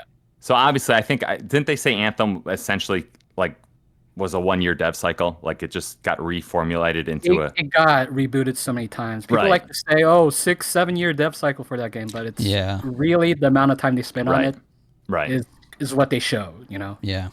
Right. Very little. All right. I only got a couple more quotes. Keep telling me if I'm crazy or not. Blessing Odoye says, quote, I think Marathon comes out of... okay. So he's basically reviewing these games at this point. So he goes, quote, I think Marathon comes out and does well because it's Bungie. I know Fair Games is a heist game, and I think it comes out and struggles. I could see Concord coming out and struggling as well. He's already reviewed the games. Yeah. You know? Yeah. Well, that's game journalism. That's game journalism, right? Yeah. Right. In terms of that prediction, I actually kind of agree. Do you really? Yeah, But Thick, you're smart enough to know. We don't even know what it is. We don't know what it is. I mean, just like the heist game, I kind of have an idea what it is. But I hope you're wrong.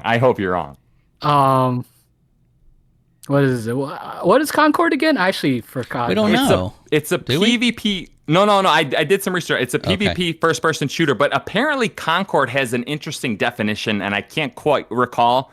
I think the definition of Concord is like making alliances. And where I'm like, okay, I'm interested. If the basis of this PvP game is making alliances, then I'm like, okay, I'm in, because I don't know. I can't picture a game where that's like a mechanic in it, making alliances, right? Sea of Thieves. Yeah. Sea of Thieves, right. Yeah. But the more games that kind of do that, the more interesting, right? Yeah. I do like that sort of mechanic when they add it to these kind of sandbox style. It sounds like it's going to be a sandbox style game. I don't know. Right. But yeah, I think the prediction he has is very safe because we don't have enough info on it. Just very little info, and he's just basing it on that. I look at it like it's a stupid. It's not stupid because apparently you do somewhat see what he's saying. But I'm like, in 2 years when that game comes out, and if it's a Game of the Year quality game, no one's going to remember Blessing saying something dumb about this, right? No, of course not. Right. All right, and this one particularly irks me. See if this irks you too. Blessing says, quote, I think another big bullet point here is the fact that this is hard to make. The commitment to ongoing content and post-launch content is hard to do. Look at 343. They're a very talented developer that made a fantastic Halo game until they were unable to support it at a consistent rate. All right. And my response to that, tell me if you guys think I'm onto something. Making skins, emotes, and sprays as well as maps is actually relatively easy to do. Right? Well, when you have a team of the team that 343 had, that many people working on it, they should be spitting it out, daily. Yeah, and they're probably outsourcing a certain amount of that. Yeah. Too. Right. Yeah. I think you could give like college kids who are in that kind of field, like, hey, make a cool like Spartan armor, and I think they could do a decent job with very little experience. Absolutely. Right. So the fact that he says, "Oh, it's hard to do post-launch support," I'm like, "What maps are maps that hard?" Right. I think maps, according to they take more. They take more time. Take more time than cosmetics. Yeah. I guess I'm just like, the reason, in my opinion, the reason why 343 didn't have that much content is because they did like what Bungie does. They go in, they say, okay, how sticky is this game? How engaging is it? 6 months or 3 months before launch, and they're like, this game is not holding our players' attention, right? It's like another arena shooter. Those aren't that popular anymore. So what I think they do it before launch. They're like, we're not supporting this game with content because we know it's not that sticky. Do you guys agree with that? To a certain extent, but it also had to do with some very poor decisions by management. From the very get-go. I mean, I think things just they didn't get off to a really good start, and I think it just got worse and worse and worse until until Halo Infinite just kind of fell apart. Okay. I think there's it's a unique example. It is. It's very unique because it's, you got hey, let's put this guy that only made one basketball game in charge of an entire franchise of established, sci-fi shooter games. It's just stuff like that. That's a very unique. I wouldn't have used that studio as an example. I wouldn't have either. I mean, maybe a better example would have been Respawn. Respawn, made Titanfall. It was not a live service game. It was a multiplayer game. They did have new maps and some skins and a very small store, But then when they came out with Apex Legends, of course they hit the ground running with the whole live service store, characters, that whole thing. Tripping along the way, but it's still a very profitable game, and they still have players, and right. So I would have used that as a better example of. You can do it is difficult, but it can be done, even with a studio that's never done it before. But you have to have some kind of pedigree for that going, before you get into it. Yeah, I don't know. Maybe that doesn't really apply, but I see what you're saying. I see where you're going with that. Yeah. Thick, anything to add, or should I go on to the next quote? I think we're good on this one. Does it get worse? It gets worse. This one's the worst one. This is the peak of rage and hatred on my part, okay? Blessing says, quote, I can totally understand the argument that Fortnite is creatively bankrupt. Fortnite is mainly driven by collaborations and character skins and getting Marvel and DC and Harry Potter and whatever you can get to jam in there with battle passes and skins, etc. He goes on to say this, but then you look at Street Fighter 6, and I think that game has a lot of inspiration, creativity, and passion. Wait, it's doing collaborations too? It is, isn't it? Oh, that's right. Yeah. Okay. Fortnite came out. Let me tell you something. Fortnite came out when there was basically 3 other battle royales on the market. There was Minecraft Battle Royale, which was like a mod, or not a mod, but some kind of weird side thing. There's H1N1, which is like janky battle royale that was terrible. It was terrible, but it kind of floated a little bit. And then there was PUBG, right? Yep. Mm-hmm. So you could make a comment that Fortnite was the 4th battle royale, and maybe they took it to, they raised the bar, you might say. Mm-hmm. Street Fighter 6 is the 9,999th 2D fighter. Yeah. Like, can we say that having one character on this side, another character on this side with health bars over it is not that creatively interesting? Not for us, I'll tell you. Yeah, I mean, for who? Which person out there? I understand liking that formula. I understand that's the formula I like, but to say it's somehow creative, more creative than Fortnite? Should I be going into the loony bin? No, I think that I see what he's saying. I mean, with Fortnite, they're just adding, like the Mandalorian and Master Chief and, whatever's popular at the time, In a way, to me, it kind of feels like Fortnite's in maintenance mode a little bit. Like there's not much happening. I don't know if you, like Nate, you're the Fortnite guy. Dude, I played a lot of Fortnite yesterday. I played a lot. Yeah. But is it mostly the same lately? I don't know. I can't tell. No, you're 100% right. It's in maintenance mode. Like each new season is not. They mess up the map a little bit and they add a few different mechanisms. Yeah.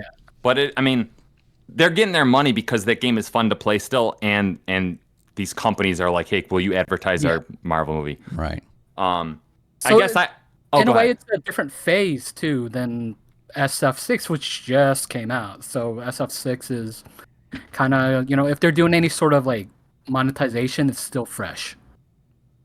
And like but when I think of creativity, I think of like video game mechanics and video game design. I don't think of the payment model. They did change some mechanics to SF6 to be a little bit more casual for me. Scott, roll your eyes at Thick, please. Well, I don't know. I mean, I haven't played it. I played the demo, but I don't know enough about it to comment on it. I mean, it is a fighter, so you're going to have, skins and costumes and maybe more, characters to add and things like that. But I wouldn't say that, I just wouldn't compare those two. I mean, if you're thinking of a game that's, I guess, a live service game that's creative and adds creative stuff, I don't know if I would use that as an example, especially in an argument with Fortnite, which is the juggernaut of all live services.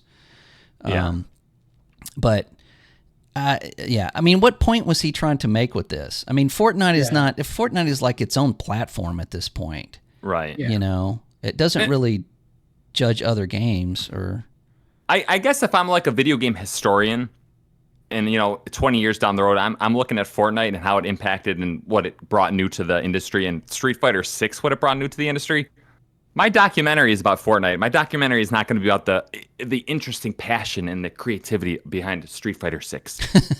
Right. Because yeah, I get it. If you look at Street Fighter 6 and you're on the other side of the room, it looks like Street Fighter 4, Street Fighter 5.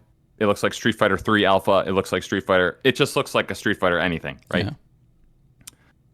All right, you guys aren't getting that pissed off. No, well, it's just because she's kind of right, or he's kind of, who said it? I forgot. Blessing. Okay, so he's a little bit right about Fortnite, in my opinion. I mean, Fortnite's not really pushing the industry as far as, gameplay mechanics and, I mean, it just really kind of copies a trend and then does put in a lot of trendy characters and things. I think they set a lot of trends already, but right now they are not.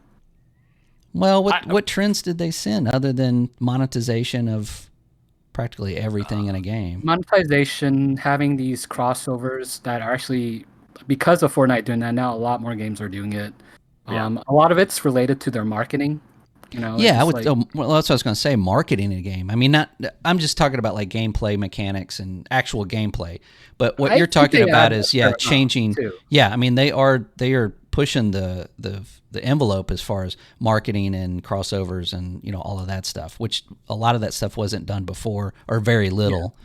And actually, when it was done, it was usually at a fighting game like Soul Calibur having Spawn and Yoda and all of that stuff. And Link was Link. Yeah. So again, maybe Street Fighter probably was the best example for him to use on that. I don't know.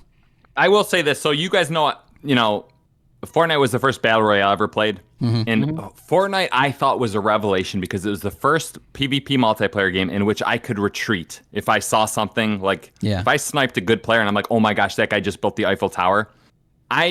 I knew I had 10 seconds, 15 seconds, 20 seconds before that guy would get here and destroy me. Mm-hmm. So the fact that I'm like, okay, I have this set of loot, I have these set of mechanics where I can go hide, I can go set something up and outsmart this guy. I thought that was a complete revelation. Like one of the most important revelations in gaming I've ever experienced, right? Yeah. So I guess when I see Street Fighter 6, I'm like, yeah, it's a 2D fighter, better graphics. There are some they do supers a little bit differently. To me, it's like night and day in terms of. I you guys know where I stand. Yeah, I get it. I agree with you. I don't think he should have used Street Fighter as an example. Yeah. Right. All right. I only have a couple more quotes here for you. Okay. There's a lot of quotes, surprisingly. Something is wrong with my brain. All right, you guys are starting to learn. All right, Blessing says this: the live service market is divided, split between all these games, and it is not growing. I think the discussion that has been coming out of the pandemic is that interest in gaming has slowed. He's somehow suggesting, again, what a lot of people do in these videos, there's a saturation point, right? Mm-hmm. Mm-hmm. Now, I've showed you this, but Blessing, I think in his prior 10-minute video, he references a chart in which PlayStation shows their 5-year prognostication of what add-on content looks like. So in 2021, it's a $9 billion a year industry. And in 2025, it's a 19. So it's over 100% growth in that field. And he's totally saying I think it's the growth is done. I think we're at a limit. And he's literally referencing data that suggests the exact opposite, that there's insane growth about to occur. Right. Yeah. But, that doesn't bother you, Thick? No comment on this one. No comment on that one. Okay. Yeah. Well, again, those are projected, but yeah, again, I don't know why he would use that as his argument when it clearly states that their projection is higher, right? I mean, yeah. Well, and you know how there is if you say now that we're out of the pandemic, the pandemic was the peak of multiplayer, right? Mm-hmm. Now that we're out of it, people are going outside, yada yada. Well, yeah. And I'm like, Steam charts just had their concurrent high players earlier this year, 2023. Mm-hmm. So I'm just I'm trying to offer some bit of data, a little bit to say oh, maybe he's completely wrong on this assessment. Could he be talking about just PlayStation in general and more people going to PC as opposed to buying those new consoles? I mean, he could. I would argue with that PlayStation is the most ripe for high quality multiplayer because that market has been so dry for PlayStation. Yeah. That, you know, but and again, that $9 billion a year to $19 billion a year, that was an industry trend from someone that PlayStation agreed with. So I guess we'll see what goes on. And then I want to leave you guys with 4 points because, again, I Google this all the time. No one ever talks about the benefits of live service. Okay. So I'd like to go over 4 points, and you guys tell me if I'm onto something here or if I'm not, right? Okay. First point, live service games is the largest percentage of the core gaming market right now, and it's also the fastest growing market segment in core gaming. So it's like, I think that's kind of important to maybe consider when you're talking about this thing. No one ever brings that up. People just say, like, I don't like live service, therefore it's dying, right? Right. Yeah. No, well, I mean, two. you look at like Cycle Frontier. It's like, oh, there's another one. It's, you know, it's going away. It's, you know, it's Darwinism basically. Right. Yeah. There's like three more to take its place. Exactly. Yeah, and I guess like if you want to believe that live service is dying, then it's real easy to look at the failures and be like, well, see, that's everything. Like that kind of proves that my preferences are correct, right? Yeah, I would say just I guess my own point is like I don't think there's not too many live service games that died that I regret existed. Right. Right. Except for maybe Marvel, but like the Cycle Frontier, I liked.